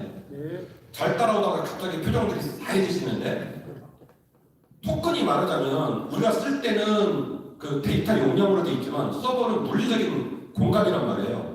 이 공간을 제미나이가 100만 토큰을 주는 이유는 제미나이는 원래 어마어마한 서버를 운영하고 있는 중이고 챗GPT랑 지금 막 서버를 늘려가고 있는 중이거든요. 지금 메타, 저커버그, 메타 같은 경우에 미국에다가 메타가 서버 월드를 만들고 있는데 지금 AI 전문가들은 둘 중에 하나라고 봐요. 저커버그가 지금 어마어마한 돈을 빌려다가 서버 랜드를 만들고 있는데 다 만들어서 상품화를 시키면 대박이 날 거고 그러나 너무 위험하다. 왜요? 서버 랜드의 첫 문을 들어가서 관통을 해서 나오는데 20분이 걸린대요. 안 놀라요. 여러분이 사람이 사는 집이 아니라 서버들이 있는 집을 지금 랜드로 만들고 있는데 그러니까 그 랜드를 만들 정도로 천문학적인 돈을 빌려다가 서버 랜드를 만들고 있는 거예요. 왜냐하면 물리적인 서버 랜드가 곧 어디로 연결되냐면 토큰으로 연결이 되고 토큰이 100만 토큰이 되면은 사람들이 그쪽으로 이사를 오게 되는 거니까 수입이 올라가겠죠. 그러니까 토큰은 곧 어디로 물리적 환경하고 연결이 되니까 샘 올트먼의 챗GPT가 왜 토큰을 늘리고 싶지 않겠습니까만 늘리고 싶다고 늘릴 수 있는 부분이 아니에요. 서버가 증설되지 않으면 늘릴 수가 없습니다. 현재는 40만 토큰 그리고 클로드하고 제미나이가 100만 토큰입니다. 그런데 문제는 있습니다. 클로드는 보통 이제 그 글씨를 하는 애거든요. 그래서 예를 들면 GPT-S, 챗GPT는 챗봇을 만드셔야 되고 제미나이는 잼스를 만드셔야 되고 클로드는 프로젝트를 만들어야 돼요. 여러분이 그 바깥에 세청에서 뭐 어디서 들은 건 계셔갖고 뭐 제미나이야 너는 나의 설교교사야 나를 도와주렴 이렇게 얘기하시는데 그거 아무 소용없는 소리예요. 그거는 맛집이라 물어보실 때 그렇게 쓰시고 제미나이하고 전문 설교 협업을 하시려면 잼스를 만들어야 되고 챗GPT는 챗봇 GPT-S를 만드셔야 되고 클로드는 프로젝트를 만드셔야 되고 클로드 프로젝트 안에 스킬을 붙이면 괴물이 됩니다. 문제는 얘를 완벽하게 쓸 수 있는 사람은요 무한정으로 얘를 막 돌리기 시작해요. 그래서 저는 계속 제한에 걸려서 프로 버전을 맥스로 바꿔서 강의를 다니다가 지난달에 또 다시 프로로 낮췄어요. 왜 그러느냐? 중간이 없어요. 얘는 프로는 2만 원이고 월 구독료가 맥스로 올라가면 월 구독료가 12만 원이 됩니다. 그러니까 매월 12만 원을 내야 되는 거예요. 12만 원이 되면 토큰이 한 5배 이상으로 올라가게 되는데 그래서 클로드 같은 경우는 토큰 제한에 100만 포인트를 주고도 토큰 제한에 잘 걸려요. AI를 막 쓰시고 재미가 붙고 막 여러분이 이제 클로드가 이 젓가락 쓰듯이 잘 쓰시는 상황이 벌어지면 클로드에다가 어마어마한 방들을 많이 만들거든요. 그러면은 토큰 제한에 걸리게 됩니다. 그래서 뭐가 필요하냐면 유니파이드 스킬 만드는 것들을 다시 중첩이 되는 문장들을 전부 섞어가지고 그래서 몸집을 줄이는 거예요. 프롬프트 제한이 8,000자거든요. 8,000자. 제가 만드는 프롬프트는 다 8,000자가 넘어요. 그러니 클로드도 죽을 맛이고 저도 죽을 맛이고 클로드는 제 거를 감당하기 어렵고 저는 자꾸 제한에 걸리니까 속상하고 뭐 이런 상황이거든요. 그래서 유니파이드 처음에 배우시고 그 다음에 확장이 되고 확장된 부분을 계속 상용화 모델로 만들려면 유니파이드까지 가는 훈련을 하셔야 됩니다. 이거는 나중에 이제 실전 강의를 하게 되면 보여드리게 될 겁니다. 말씀드린 대로 AI는 만능 비서형이다. 그리고 압도적인 킬러 기능, 전초로 메모리가 있다. GPT-S가 있다. 업무 난이도에 맞춰서 인스턴트 모드 있고 띵킹 모드 있고 프로 RR 모드가 있다. 상황에 따라 다르게 쓰라는 거예요. 이 모드가 다른 이유는 뭐냐면 뭐하고 연결되겠습니까? 방금 배우셨습니까? 물 좀 주실래요? 더운 데만 떠들어가지고. 감사합니다. 자, 이제 응용을 해보자고요. 챗GPT가 이 세 가지의 모드를 준 이유가 뭘까요? 어디하고 직결돼서 그렇죠? 방금 배웠는데 컨텍스트, 윈도우하고 직결이 되기 때문에 리미트 제한에 걸리지 않기 위해서 툴을 나누는 거예요. 간단한 건 맛집은 뭘로 주저라. 위에 띵형으로 가지 말고 맛집 정도는 뭘로 주지라는 거예요. 인스턴트로 주지라는 거예요. 그런데 여러분들은 맛집을 띵형으로 주지고 있으니까 놀라운 분들이란 얘기죠. 그래서 상황에 따라 맞춰 써라 이 소리예요. 그 다음에 재미나게 말씀드린 대로 공대생이라고 말씀드렸죠. 연구 분석형이다. 쓰는 용도가 다르다라고 말씀을 드렸고, 그리고 100만 토큰의 용량 말씀드렸고, 그 다음에 클로드는 전문 작가용 특징을 갖고 있다. 글 쓰는 것에 아주 특화되어 있다. 그래서 일반적으로 AI 전문가들이 제미나이는 IQ가 높고, 컴퓨터에 이런 표현을 쓰는 게 좀 민망하긴 한데, 제미나이는 IQ가 높고 클로드는 EQ가 높다 이렇게 얘기를 해요. 실제로 클로드가 써놓은 글을 보면 얘가 사람인가 이런 생각을 자꾸 해요. AI하고 사귀다가 자살하는 상황이 지금 뉴스에 보도되고 있죠. 기도만 하시는군요. 그 AI하고 사귀다가 자살하는 상황이 좀 벌어지고 있거든요. 무슨 얘기냐? 얘가 인격체인 것처럼까지 오해를 할 정도로 얘가 서비스를 잘해요. 특별히 클로드는 EQ가 높고 제미나이는 뭐가 높다? IQ가 높다. 그러니까 쓰는 방법이 다르다. 3대장을 쓰시라고 하는 이유는 이 3대장이 레퍼런스이기 때문에 말씀을 드렸고 3대장 레퍼런스가 각자 기능이 다르다. 강점이 다르다. 그러니까 제대로 AI를 쓰시려면 어쩔 수 없이 월 구독료가 한 7만원에서 8만원 정도 될 겁니다. 지금 제미나이가 계속 덤핑을 하고 있는 중인데 한 16% 싸게 팔고 있거든요, 제미나이가. 그래서 요 세 개를 다 쓰시면 한 7만원에서 8만원 정도 되시는데 제대로 AI를 쓰시게 되면 3대장을 다 쓰셔야 된다 이런 얘기예요. 자, 그 다음에 말씀드린 대로 프로젝트 강력한 보안성 실무 적용. 강력한 보안성 말하는 이유는 클로드가 보통 다 글을 쓰기 때문에 그 글 쓰는 것에 대한 보안이 중요합니다. 그래서 클로드가 굉장히 보안에 강점을 갖고 있는 중입니다. 자, 그리고 코플렉시티, 딥시크 이런 부분들을 소개했는데 이런 부분들은 별로 신경 쓸 이유가 없다. 뭐만 붙으면 돼요? 3대장, ChatGPT, 제미나이, 클로드 이 세 개만 신경을 쓰시면 되고 세 개 다 못 쓴다. 강사님 세 개 다 못 쓰면 두 개만 골라줘요. 클로드는 선택 불가. 우리 업계는 글 쓰는 사람이니까. 그러면 올라운드를 선택해야 되는데 뭘 선택하셔야 돼요? 어쩔 수 없이 제미나이로 가셔야 됩니다. 자, 성공적인 설계 협업을 위한 레이저의 종합 선택 가이드입니다. 아이디어를 기획하고 그리고 방대한 리서치를 하고 최종적으로 원고가 집필이 됩니다. 보이기는 이렇게 3중 구조로 되어 있는데 이따가 제가 샘플을 보여드리겠지만 제가 여기서 쓰는 표현이 탐환 이론입니다. 탐환 이론. 탐환 이론을 가지고 쓰면 이거를 어떻게 쓰셔야 되냐면 선형적 구조로 쓰셔야 돼요. 출발 지점에서 도착 지점까지 길을 잃지 않고 반드시 뚫고 들어가는 선형적 구조로 쓰셔야 되기 때문에 아이디어를 기획하고 방대한 리서치를 하고 최종적으로 원고를 집필하기까지의 주도권을 뺏기면 안 된다. 뺏기는 순간 강대상에 올라가시는 여러분 죄송합니다만 사기꾼 되는 거예요. 내 설교도 아니고 내 말도 아니고 내가 책임질 수 없는 설교를 하시게 되는 거니까 그건 AI를 독약으로 독극물로 쓰시는 거고 AI의 주도권을 내가 갖고 AI를 비서로 정확하게 쓸 수 있는 힘을 갖게 되면 그러면 이전에 내가 몰랐던 설교 지평까지 들어가게 되어지고 그 설교를 통해서 풍성하게 하나님을 잘 설명하고 말씀을 깊이 있게 가르치고 성도들은 은혜를 받는 아주 좋은 결과물이 나오게 되겠죠. 이 부분을 실전으로 보여드리도록 하겠습니다. 자, 그 다음에 AI를 이제 실전으로 배우시려면 알아야 될 단어, 어쩔 수 없이 알아야 될 단어 몇 가지를 소개를 하려고 합니다. 첫 번째가 API라는 단어입니다. 어플리케이션, 프로그래밍, 인터페이스인데 이런 거죠. 옛날에는 여러분이 다른 어플리케이션, 다른 프로그램이 있는 사이트를 가시면 회원가입을 하면 어떻게 되냐면 회원가입 누르시고 그러면 창이 잘 나오죠. 이 이름이 뭐냐, 주민등록 뭐냐, 주소는 뭐냐 넣으셔야 되잖아요. 되게 복잡하잖아요. 그쵸? 그렇잖아요. 공감 좀 해줘봐요. 그쵸? 그런데 지금 가보시면 어떤 버튼이 생겼냐면 구글로 가입하실래요? 카카오로 가입하실래요? 이게 생긴 거예요. 이걸 뭐라고 하면 API 키라고 해요. 키. A라는 회사가 카카오톡입니다. A라는 회사가 구글입니다. 나는 구글에다가 레퍼런스 내 자료를 다 줬어요. 그러면 구글은 내가 누군지 알잖아요. 그리고 지금 가입하려면 이 회사 애플리케이션이 내가 누군지를 모르잖아요. 그럼 옛날대로 말하면 여기도 담아주고 여기도 담아줘야 되는데 너무 힘들잖아요. 그래서 API 키가 작동이 되는 거예요.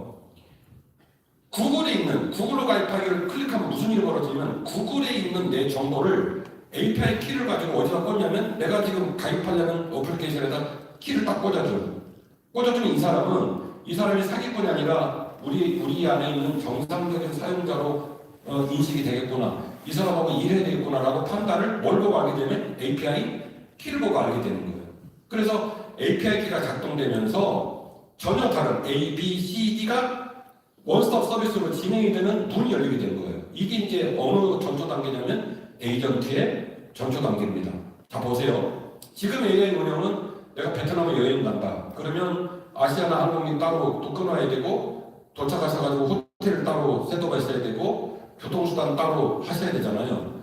이걸 자동으로 연결을 못 시키잖아요. 왜냐면 아시아나 대한항공 정보가 따르고 호텔 정보가 따로 다 따르니까. 그런데 API가 상용화가 되고 그 다음에 에이전트로 가면 실제로 지금 클로드는 코워크라고 하는 이제 에이전트 기술이 작동이 되기 시작했고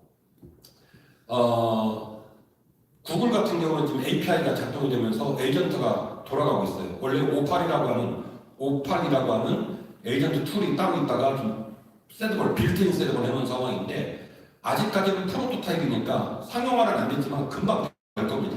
그래서 거기까지 가면 실제로 베트남 갈 때까지의 전 과정을 원스톱 서비스로 API 키를 꽂고 에이전트가 돌아가서 항공권 제일 싼 거 고르고 무궁화 별 3개 정도 등급에서 제일 싼 호텔을 고르고 동선 계산해가지고 교통수단까지 셋업을 해주는 요 부분을 다 할 수 있는 시작이 어디서 시작되는 API 개념에서 시작이 된다. 그래서 AI를 배우시면 자주 만나는 단어가 API라는 단어를 만납니다. 그 다음에 MCP라는 단어가 있습니다. 모델 컨텍스트 프로토콜인데 요거는 최근에 코왁스라고 하는 클로드에서 에이전트 툴을 만들어내면서 세상에 발표한 개념이에요. MCP. API하고 비슷한 개념인데 API는 전혀 다른 회사에다 키를 꽂아서 연결을 시키는 거고요. MCP는 예를 들면 그런 겁니다. 내 PC에는 로컬 하드에 내가 그동안 했던 설교. 보통 여러분이 설교를 모아놓으시면 그 설교 안에 있는 내용들의 어떤 예화를 썼고 그때 내가 어떤 논조로 주님 얘기를 했는지 사랑과 미움 얘기를 했는지 그리고 뭐 DMA 얘기를 했는지 아세요? 모르세요? 모르시잖아요. 그러면 그걸 알려면 어떻게 해요? 문서를 열어봐야 되잖아요. 그럼 문서가 100개인데 그걸 언제 열어봐요? 그래서 그 모든 것들을 자동으로 열어서 그 안에 내가 원하는 걸 끌고 올 수 있도록 연결해 주는 것이 MCP 개념입니다. 이거 뜨끈뜨끈해요. 나온 지 한 달도 안 됐어요. 그래서 클로드에서 코왁스라는 걸 내놓고 MCP라는 개념을 얘기했는데 이 MCP도 과도기적인 단계라 MCP가 작동이 되기도 하고 작동이 안 되기도 하고 해서 또 다른 진영에서는 MCP보다 훨씬 더 안전한 프로토콜이 나올 거라고 예상을 하고 있는데 현재로는 AI를 배우시면 API라는 단어 맨날 만나시게 될 거고 MCP를 맨날 만나시니 말씀을 안 드릴 수가 없네요. 서서히 표정들이 안 좋아지시는데 걱정이 좀 됩니다. 그 다음에 클로드에는 스킬이 있는데 이 스킬이 뭐냐면 자동화 기술이에요. 반복을 해야 되는. 설교는 내가 매번 새로운 설교를 만들지만 그 만들어지는 설교를 아웃풋을 뽑았을 때 얘는 반복되는 일이에요. 개인 큐티 자료집은 성도한테 나눠주면 뭐 어떻게 시스템을 기도하고 그 다음에 목사님 주신 그날 말씀에 대해서 당신은 뭘 깨달았습니까? 목사님이 강조한 내용은 뭘까? 이런 식으로 정리를 해주거든요. 근데 이거는 설교 주제하고 제목이 바뀌어도 매번 반복이 되잖아요. 그래서 이 자동화로 시킬 수 있는 반복적인 일을 잘하기 위해서 클로드가 안에다 숨겨놓은 기능이 뭐냐면 스킬이라는 기능입니다. 클로드를 들어가시면 스킬이 눈에 안 보여요.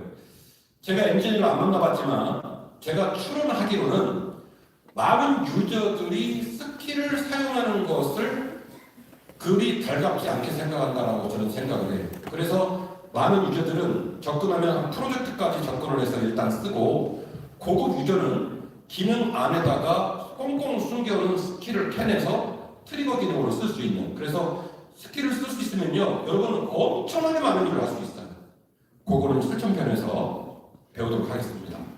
결국 자율성 맥락을 이해하고 도구를 사용하는 에이전트까지 도달하는 게 AI 환경, AI를 쓰시는 최종 결과물의 목적지가 되겠습니다. 자, 그리고 이제 AI를 어떻게 쓰느냐 규칙을 좀 아셔야 되는데, 첫 번째는요, 롤플레잉. 이 AI의 시스템 구조가 그래요. 일을 딱 하실 때 얘한테 역할을 줘야 돼요. 페르소나 역할을 줘야 돼요. 너는 나의 여행 비서야. 너는 나의 설교 비서야.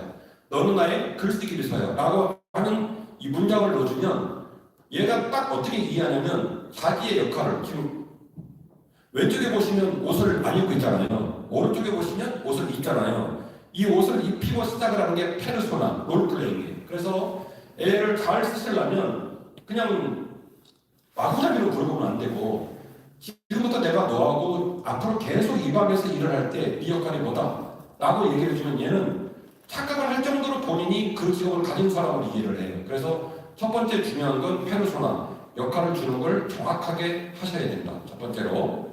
두 번째로 COT 개념인데요. 체인 오브 토트라는 말인데, 논리적인 비약을 막아주는 마법적인 주문을 하셔야 되는데, 그게 뭐냐면 경제적인 추론이에요. 여기서 나오는 개념이 워크플로우 개념입니다. 논리적으로 일시키라는 겁니다. 여러분 이런 거죠. 건물을 짓는데 밑에 기초를 안 했어요. 기초를 안 하고 방석을 안 앉히고 그리고 기둥을 올리고 거기다가 이제 문을 달아버리면 그 건물이 서 있어요? 무너져요?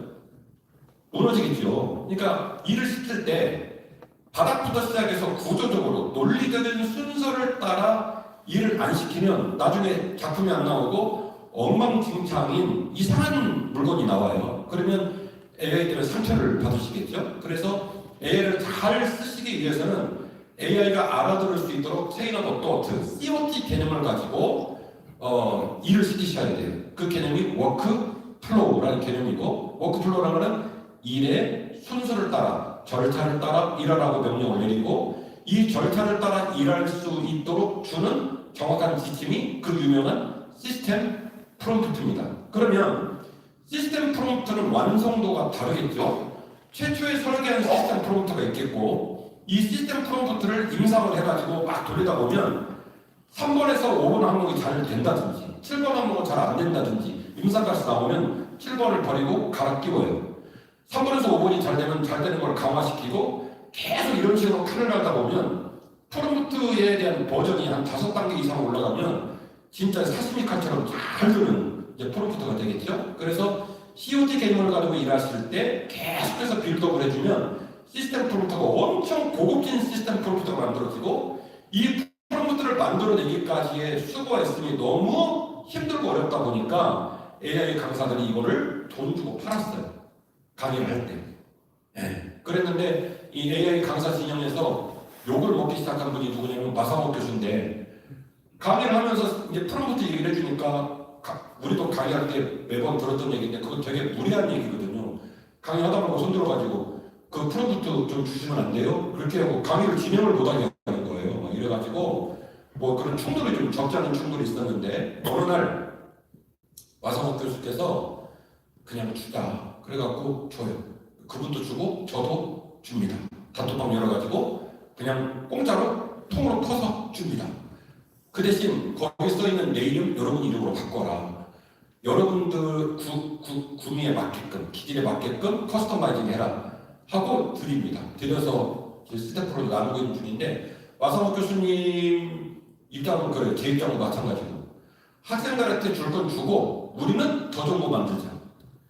학생들이 쫓아와도 못 쫓아오게끔 우리는 조금 더 좋은 거 만들자. 더 좋고 더 신나는 거 만들고, 그리고 학생들 준 거는 학생들이 따라오도록 하자. 뭐 이렇게 하고 있는 중입니다. 그래서 COT 개념을 생각을 해라. 그리고 아주 목사한테 제일 중요한 얘기 말씀을 드리는데, 통제권을 쥐고 일관성을 유지하는 시스템 프롬프트를 놓치면 안 돼요. 이걸 못 만들고 이걸 놓쳐버리면 설교는 여러분 설교가 아니라 누구 설교냐면 기계 설교고 AI 설교겠죠. 그 설교를 가지고 어떻게 강대성이 올라가시겠어요? 그러니까 여러분이 설교 작업실을 만들고 AI로 설교를 딱 하고 나면 그 설교에 대한 자신감, 그 설교에 대한 주도성, 그 설교에 대한 소유권이 내게 있다라고 하는 그런 자기 고백을 여러분이 포기하면 안 돼요. 그러려면 시스템 프롬프트의 주인이 여러분이 되셔야 합니다. 문서를 요청하고 검토 및 일정을 잡고 분석하고 승인하고 실행 관리하고 완료 및 기록하는 것, 이 모든 부분을 여러분 PC에서 한꺼번에 할 수 있다라고 말씀을 드렸죠. 그 다음에 지금 이제 드디어 우리 한기진 목사님 말씀하신, 그래서 뭘 할 수 있냐, 다 끝났어요. 뭘 할 수 있냐, 이거 할 수 있는 말씀드리는 거예요. 설교 작업실 같은 경우에는 장명순 심층 설교, 청소년 트렌드 설교, 특수 상황 설교, 이렇게 설교방이 따로따로 전이 있어요. 청소년들은 설교를 듣는 논조가 다릅니다. 그리고 청소년 설교를 할 때는 얘들의 지능 지수에 따라서, 인지 발달론에 따라서 본문을 다루고 문장을 다듬는 수준이 달라져요. 그러면 뭐가 달라져야 되겠습니까? 프롬프트. 뭐가 달라져야 되겠어요? 프롬프트가 달라져야 되겠죠. 장면 설교에 최적화된 프롬프트를 쓰셔야 되고, 청소년 설교에 최적화된 프롬프트를 쓰셔야 되고, 장례라든지 신방이라든지 특수한 상황에 맞는 프롬프트를 쓰셔야 되겠죠. 그렇죠? 이런 방법을 만들어 쓸 수가 있고요. 그 다음에 말씀드린 대로 이건 클로드가 강점을 갖고 있는데, 줄줄이 한 편이 완성이 되고 나면 그걸 딱 집어넣으면 그 자리에서 4개, 5개 여러분이 원하는 정보들이 만들어지는데, 부목사님이 없고 전도사님이 없는 교회 목사님도 이제는 부목사님 4명, 5명 있는 목사님처럼 얼마든지 경쟁을 할 수가 있다. 핑계댈 필요 없고 이 비서를 동원해서 얼마든지 할 수 있다. 네. 존경하는 박문호 목사님은 부목사한테 뭘 시켰고 말 안 들으면 속상하지 마시고 이제 직접 하세요. 내가 직접 한다 임마, 이렇게 하세요. 상관없어요. 지금 여러분 보시는, 여러분 받으신 핸드북에 있는 슬라이드도 제가 직접 만든 거고, 그거는 좀 이전에 강의할 때 썼던 거거든요. 이거는 뜨끈뜨끈한 거예요. 여러분 오늘 강의하려고 어젯밤에 만든 거예요. 어제를 만들어 뽑았는데 굉장히 유려하잖아요. 네. 얼마든지 할 수 있어요. 그건 나중에 실전에서 다 보여드릴 겁니다. 그 다음에 시각화 스토리를 만들 수 있어요. 네. 바나나 NL, 캔바, 노트북 LM, 시각화 AI 연동 도구, 멀티미디어, 몰입도 국대화, 이런 것들을 다 할 수 있어요. 제가 실천편에 가면은 사도행전 3장 가지고 시연을 해드리는데, 그 미문에 관한 얘기를 네이버하고 구글을 뒤져보십시오. 이미지가 있는지 거의 없어요. 미문을 딱 다른 말로 니카노 논문이라고 얘기도 하기도 하죠. 그 앞에 반원에 오르된 15개의 돌계단이 있고, 그리고 니카노를 보는 폭이 18m, 높이가 23m, 재질은 황동으로 되어 있고, 그 앞에 40년 된 보행장애인이 앉아있죠. 제가 집중한 건 돈통이에요. 이 사람이 시선이 돈통에 있다는 상상을 하고 돈통을 설교해서 강조하고 싶었는데, 돈통을 큼지막하게 그린 그림을 구글을 다질 수가 없어요. 그래서 어떻게 했냐? 그렸어요. 그런데 성도들이 엄청 내받았어요. 그 그림 하나를 보여주고, 그리고 그 그림을 그리고 나니까 이런 욕심이 생기는 거예요. 나사렛 은과 금은 내게 없거니와 나사렛 예수 그리스도를 명하는 일어나 걸어라. 짧은 문장이잖아요. 이 문장을 베드로가 딱 외치면서 이 병자가 일어나면 얼마나 멋있을까 해가지고 비호 3.1로 이걸 동영상을 만들었어요. 그 설교 시간에 깜짝 틀었더니 성도들이 막 박장대소라고 박수를 치고 이랬는데, 옛날에는 그걸 부목사님이 시켜갖고 냉장고에 집어넣었잖아요. 아재 개그인데 코끼리를 냉장고에 넣는 방식, 부목사를 시킨다 뭐 그러잖아요. 근데 지금은 설교를 만든 목사님이 직접 하실 수가 있어요. 이 모든 것들이 원스톱 서비스로 된다. 그 다음에 방대한 문화를 횡단하는 심층 신학 연구 및 강의 설교입니다. 하이브리드 연구실, 딥 리서치, 교화 및 평가. 제가 그 교수님한테 자료를 보내줬더니 깜짝 놀라더라고요.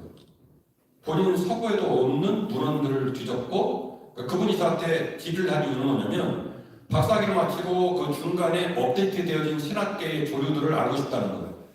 그냥 서울신에서 강의하시니까 지금은 업데이트의 속도가 느리잖아요. 그래서 AI가 그걸 얼마나 도와주는지 알고 싶다는 거예요. 그래서 제가 리서치에서 보여드렸더니 깜짝 놀라시더라고요. 여기까지 조사가 가능하냐라고 놀라시더라고요. 그래서 교수님들이 직접 쓰실 수 있는 방대한 자료를 연구해서 만들어내는 결과물 하룻밤 사이에 8시간만 가지고 뽑아낼 수 있고, 그 뽑아낸 자료를 15주 차로 실러버스로 나눌 수가 있어요. 실러버스로 나누고, 그리고 각 실러버스 시차에 다시 한번 딥리서치 들어가서 3시간짜리 강의를 더 잘할 수 있는 자료들을 뽑아냅니다. 뽑아내니까 보통 교수님들이 강의를 설계하고 강의를 빼내는 그 일, 그 고단했던 일을 AI 툴을 통해서 그 자리에서 전부 다 상품화 시킬 수 있는 그런 상황이 만들어졌고요. 그 다음에 출판의 전 과정도 마찬가지입니다. 지금 제가 더 깊이 110회를 하고 첫 번째 책을 만들어서 저는 탈고를 해서 우리 선임장님 드렸어요. 선임장님 되게 유명한 그 디자인 교수님이세요. 그래서 그리고 있는데 제가 지금 여기 이거 방송 나가나요? 안 나가죠? 진짜죠, 목사님? 안 나가죠? 네. 그 교수님 장로님께서 330쪽 분량인데 그걸 좀 그리고 계세요, 처음부터. 그게 저는 너무 애 같아요. 왜냐면 우리 교수님 장로님의 스타일로 한 3장만 그림을 그리면 제가 AI에 그 책 만드는 챗봇에다 집어넣어가지고 그 3장 디자인을 넣어주면, 왜냐면 마지막 330쪽까지 들어가는 사파가 다 그 디자인으로 갈 거니까 우리 교수님 장로님 스타일을 3장만 딱 넣어주면 그 3장 데이터를 가지고 얘가 100장을 뽑아내거든요. 근데 그 얘기를 차마 못하고 있어요. 너무 열심히 그리고 계셔가지고 제가 힘들어요. 그래서 9월 달에 탈고를 했는데 지금도 그리고 계시는 중이거든요. 조금 있으면 나올 거예요. 지난번에 2박 3일 세미나를 할 때 교육국에서 팀장이 나와가지고 가시면서 그러더라고요. 목사님, 앞으로 교육국은 어떻게 책을 만들면 좋을까요? 머리가 멘붕이 됐어요. 이렇게 얘기하더라고요. 멘붕 된 일이 아니라 새롭게 다가오는 플랫폼을 이해하고 새로운 방식으로 일을 선도해 나가면 또 자리가 만들어지는 거예요. 터부시기지 말고 갈아입을 건 갈아입어야 하죠. 그래서 책 만드는 것도 일도 아니다. 대외 소통하는 것도 일도 아니다. 그렇습니다. 그 다음에 지금 제 책법방에는 범용 진단 및 검수 작업이 있어요. 제가 어떤 행위를 하고 나면 그 행위가 AI가 이제 할루시네이션을 못하도록 완벽하게 시스템 프롬프트를 만들어 놨는데도 실수를 할 수가 있어요. 근데 저는 직업이 목사잖아요. 제가 내놓은 결과물이 실수를 하면 안 되잖아요. 그래서 이 모든 실수를 최종적으로 또 쪼고 쪼아가지고 레퍼런스를 뽑아내는 작업실을 만들어 놨어요. 그래서 어떤 작업을 하고 나면 저는 최종적으로 여기다 집어넣어요. 여기다 집어넣으면 얘가 전부 다 조사를 해가지고 우리 왜 카피킬러처럼 박사 논문 할 때 왜 논문 집어넣으면 프로테이프 쫙 나오듯이 제가 만들어 놓은 컨텐츠를 얘가 분석을 해가지고 이 부분은 근거가 있다 없다 80% 70% 데이터베이스 시트를 만들어내는 범용 진단 및 검수 작업실을 만들어 놓고 여기다 집어넣어가지고 마지막 상품을 만듭니다. 어떻게 만들었는지는 실천까지 강의가 여러분이 오라고 하면 와서 가르쳐 드리겠습니다. 그리고 이건 넘어갈게요. 생태계가 전환이 됐죠. 조종인이 아닌 폐기와 수용을 가져야 되고 실행력을 가져야 됩니다. 실행력을 가져야 됩니다. 제가 우리 교단에서 열심히 강의를 하고 다니는 이유는 아직까지 제가 감지를 하고 있기로는 다른 교단의 목사들이 이 AI에 대한 부분을 강의를 하고 다니는 얘기를 아직까지 못 듣고 있습니다. 순복음 꽤 하나 있어요.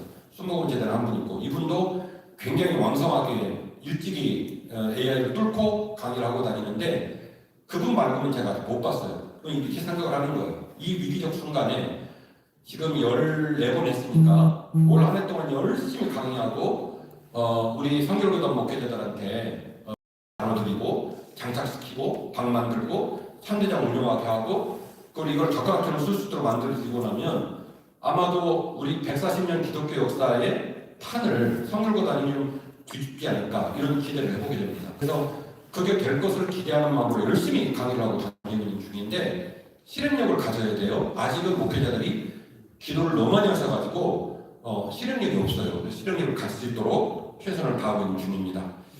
자, 이거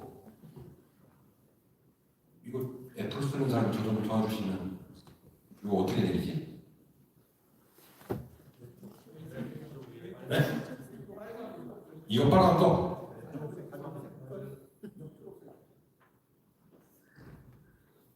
누가 좀 애플 쓰시는 분 저는 참수가 싫어요. 누가 좀 어서 오세요. 위로 나가려면 여기까지만 말씀드릴게요. 여기까지만.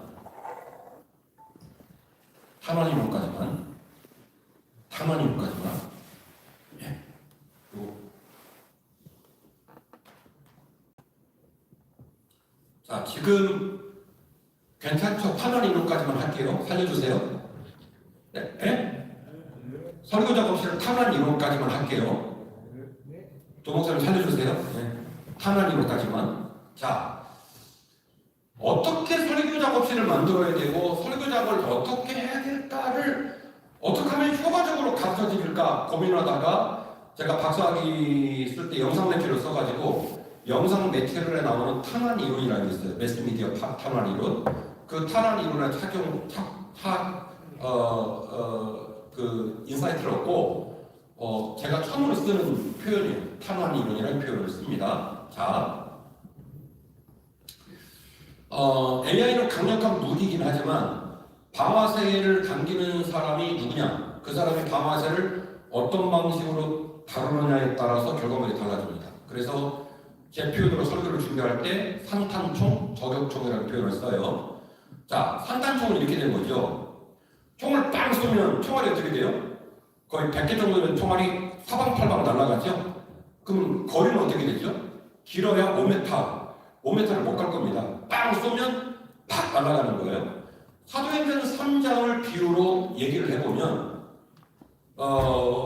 세차에서 대화청을 열고 야, 내가 사도행전 3장으로 설교를 하는데 설교 하나 좋은 거 만들어줘. 이렇게 질문을 하면 무슨 총을 쏘시는 거냐면 산탄총을 갈겨버린 거예요.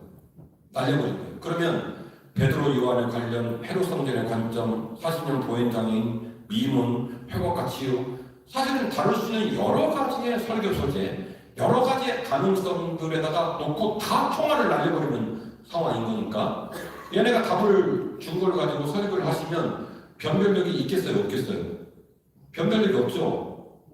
10사람 목회자가 똑같이 산탄총을 날리면 결국 10사람 다 비스무리한 설교 부분을 가지고 설교를 하겠죠.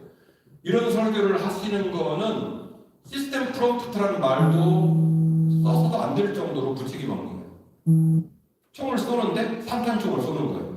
막 어디로 날아가는지도 모르고 그냥 날려버리는 그런 총을 쏘시는데 이렇게 프롬프트를 짜면 안 된다. 이렇게 설교 작업실을 운영하면 안 된다는 거예요. 그럼 어떻게 해야 되느냐?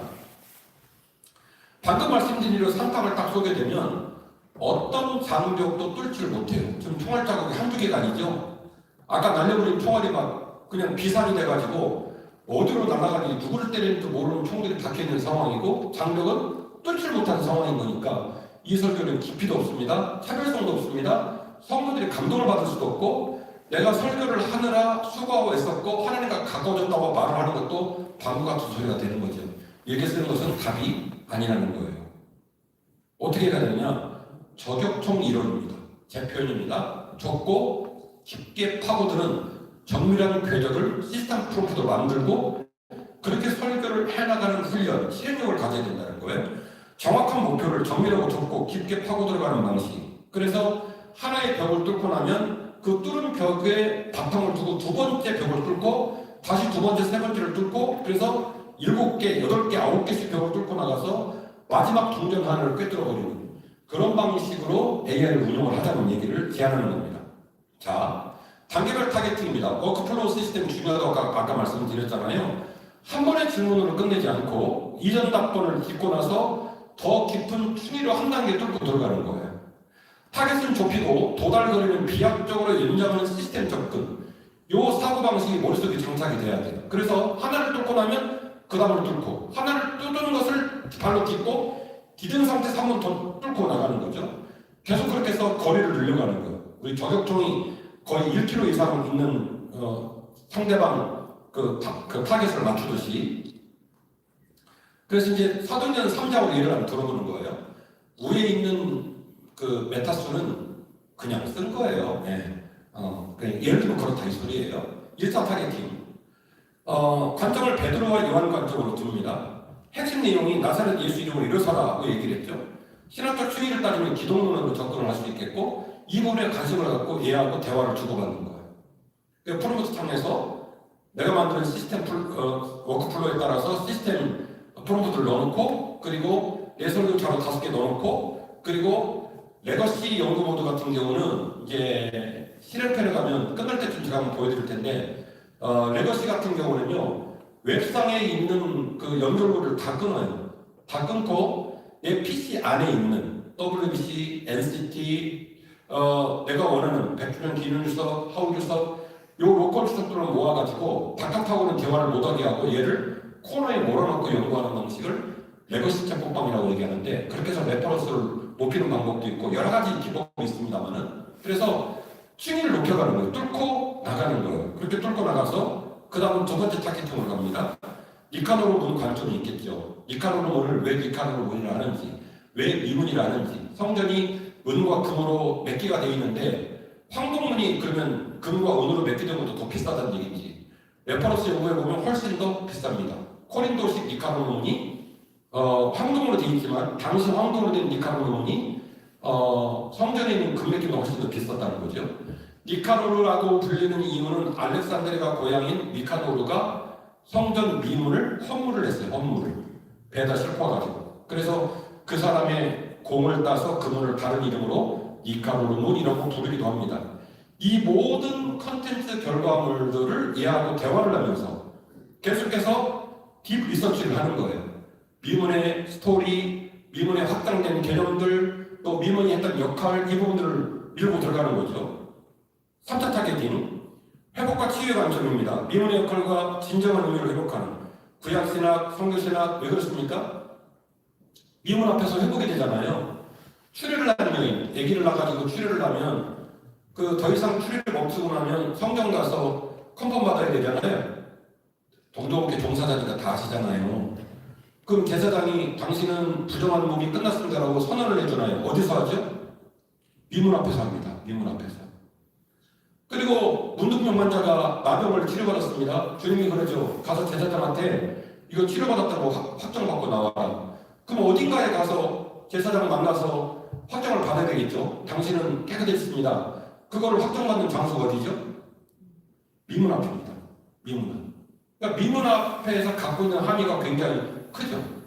이걸 이해하려면 구약신학적 관점들을 갖고 있어야 돼요. 이 부분들로 계속 타겟팅을 하면서 치고 들어가는 겁니다.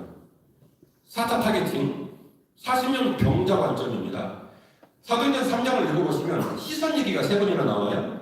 병자가 베드로 요한 받고 베드로 요한이 병자를 주목했고 주목하고 있는데 또 말하기를 우리를 보라고 얘기하고 본다는 말이 3번이 나오면서 나사렛 예수 얘기가 나오거든요. 그러면 베드로와 요한 시선하고 40년 병자 시선이 달랐으니까 서로 쳐다보면서 계속 서로 보라는 얘기를 했겠죠.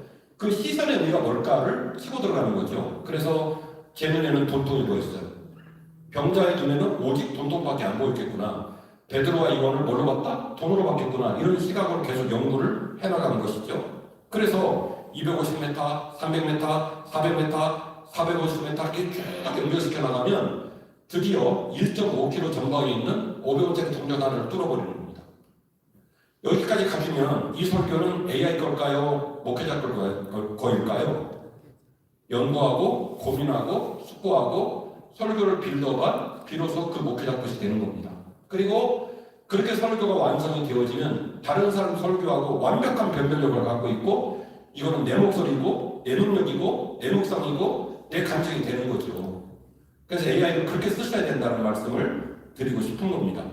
시선의 충돌과 교차를 통해서 입체적인 해석을 이끌어낸다. 이 부분들은 앞서 말씀드린 연구 과정을 계속 딥 리서치를 하다 보면 시선이 충돌하는 상황을 발견할 수도 있고 그 시선 충돌 상황 속에서 내가 취합하고 혹은 선택해야 될 방향이 어떤 방향이라는 부분들을 자연스럽게 깨닫게 되기 때문에 설교를 할 때마다 이 과정을 계속 무한 반복을 해주셔야 된다. 이 말씀을 드리고 싶습니다.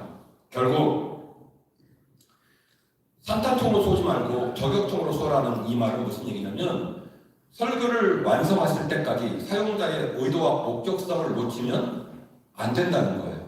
AI에게 주도성을 내주면 안 된다는 거예요. AI가 지도하고 나는 받아들이고 그분의 비서처럼 설교라는 비루한 설교자가 되면 안 된다는 거예요. 절대로 비서의 역할과 주인의 역할이 역전돼서는 안 된다. 본문을 비평하고 역사를 분석하고 해석하고 이론을 분석하고 문헌을 분석하는 이 모든 일들을 나를 도와서 AI가 나를 도와서 할 수 있게끔 조수성을 유지한 채로 AI를 운영을 하는 그런 실행력을 가져야만이 AI를 통해서 목회 지평이 확장되어지고 또 하나님이 기뻐하실 만한 성도들이 존경할 만한 목회자로서 직무를 감당할 수 있다. 이 말씀을 드리고자 합니다. 말씀드린 대로 저격중 이론은 좁고 집중되고 일정 목표를 심층 타격하고 단계별 워크플로우 시스템이 작동되고 사용자의 주권과 의지가 담긴 고유의 논지가 고스란히 살아있는 그런 멋진 설교를 만들어낼 수 있다라는 이야기가 되겠습니다. 결국 사용자의 주권과 의지가 담긴 AI 설계가 탁월함을 만들게 되고요. 그럼 설계를 어떻게 해야 되느냐? 체포방을 어떻게 만들고 잼스를 어떻게 만들고 PDA를 어떻게 만들고 PDA 플러스 스킬을 어떻게 붙이고 MCP API를 어떻게 써야 되고 그리고 에이전트로 붙였을 때 어떻게 돌아가고 이 부분은 원데이 세미나 경우에는 7시간 반 정도 걸립니다. 노트북 다 들고 와서 실제로 카톡방 만들고 챗봇방 다 만들어서 챗봇을 만드는 방식, 시스템 프롬프트를 넣는 방식, 내가 제일 좋아하고 사랑하는 자신 있는 설교 5편 참고문으로 넣는 방식, 그래서 계속 빌드업을 해나가는 모습으로 일을 하실 수가 있습니다. 이게 애플이라 제가 자꾸 제 노트북을 연결시키려고 했던 것은 지금 한 17개 정도 폴더가 있고 그 폴더 안에 시스템 폴더가 다 들어있어요. 다 들어있고 그걸 좀 보여드리려고 했던 거고 그리고 실제로 영상을 만든다든지 디자인을 뽑는다든지 이런 부분들도 작업실에 다 만들어져 있고 그리고 못 보여드려서 안다는 속상한데 속상해. 3분 하고 끝낼게요. 3분 하고 3시에 딱 끝낼게요. 제가 바탕화면에 보면은 나만의 도서관이라고 해서 나만의 도서관. 지금 보통 제 아버지도 목사님이신데 은퇴하실 때 저한테 금과 은은 없거니와 너에게 내 책을 주노라. 그래서 제가 안 받습니다. 해서 서로 싸웠어요. 싸가졌다고. 제 아버지 책 안 받았거든요. 근데 저도 아버지 못지않게 책을 갖고 있는데 지금 현재 책장 앞쪽을 전부 다 부쉈어요. 부수고 오디오 설치했습니다. 그렇게 하고 지금 앞방에서는 책 분쇄기하고 그 다음에 책을 PDF로 권별로 만드는 기계를 사가지고 모든 책을 지금 디지털로 바꾸고 있는 중입니다. 그리고 그 바꾼 책들을 바탕화면에 보면 디지털 도서관처럼 탁 피면 주석부터 시작해서 일반 도서까지 쫙 있고 누르면 책이 탁 내려오고 탁 펴지고 책을 읽고 제가 읽을 만큼 클릭을 하면 거기에 딱 책갈피가 들어가는 모습으로 운영이 되고 있는데 이런 프로그래머들한테 만들어달라고 말을 하면 돈을 꿰달라고 얘기를 합니다.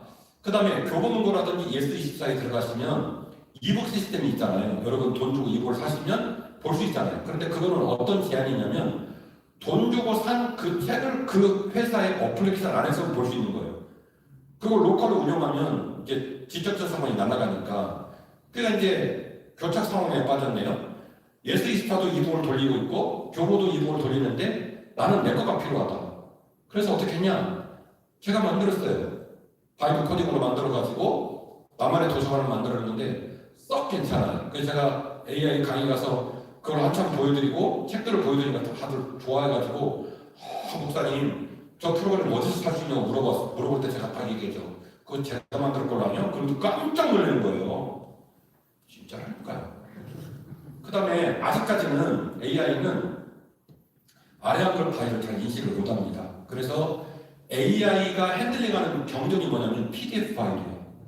그 우리가 갖고 있는 모든 HTML 파일을 뭘로 바꿔냐면 PDF로 바꿔야 돼요. 근데 제가 목회 29년 했고 데이터가 있는 건 한 20년 분량이 있거든요. 20년 분량의 그 아래 한글을 이제 AI를 운영하려고 바꾸다 보니까 정말로 주님 만나겠더라고요. 이걸 어떻게 하면 좋나. 그래가지고 HTML 파일을 대량으로 PDF로 컨버팅을 하는 프로그램을 또 만들었어요. 바이브 코드로. 만들어가지고 일괄 변화도 되고 선택 변화도 되고 그 다음에 여러분들이 요즘 PDF 파일을 이렇게 유통하시다 보면 가로 열고 저용량 이렇게 되어 있는 거 있죠? 그 저용량이라는 파일 만든 사람이 다 누구냐면 AI 전문가들이에요. 왜냐면 PDF 파일은 들어오면 컨텍스트 윈도우를 잡아먹으니까 파일이 크면 클수록 핸들링이 안 돼요. 다루고 싶은 용량은 자료는 많고 용량이 크니까 못 다루고 그러니까 우리는 또 얘를 저용량으로 줄이는 프로그램을 만들어가지고 PDF 파일을 다 저용량으로 뿌려가지고 병합을 시켜가지고 챗봇방에 넣어갖고 돌린단 말이에요. 그래서 그걸 보여드리려고 했는데 제 노트북에 연결해내갖고 못 보여드리는 게 안타까워요. 그래서 나중에 이제 가시면 어디까지 가냐면 에이전트까지 가지고 바이브 코딩이 뭐냐면 느낌 가는 대로 자연어로 프로그램을 만든다 이 말이에요. 파이썬하고 VS 코드를 운영하면 민간인도 얼마든지 본인이 원하는 프로그램을 만들 수 있어요. 얼마든지. 재미도 있고 보람도 있고. 그 프로그램 만들고 위에다가 제작자 김준호 써는 걸 볼 때마다 얼마나 흡족한지 몰라요. 내가 이걸 만들었다고? 이렇게 되는 거니까. 그래서 각자 개인 역량이 다르니까 반쯤 쓸 것인지 끝까지 쓸 것인지를 본인이 결정해야 되겠지만 AI를 이렇게 터부시 여기는 모습으로 시간을 보내시지 않으면 좋겠다. 적극적으로 대응하고 선제적으로 대응을 하셔서 시대를 깨우는 선교들 목회자가 되주시기를 간곡히 부탁을 드리겠습니다. 감사합니다.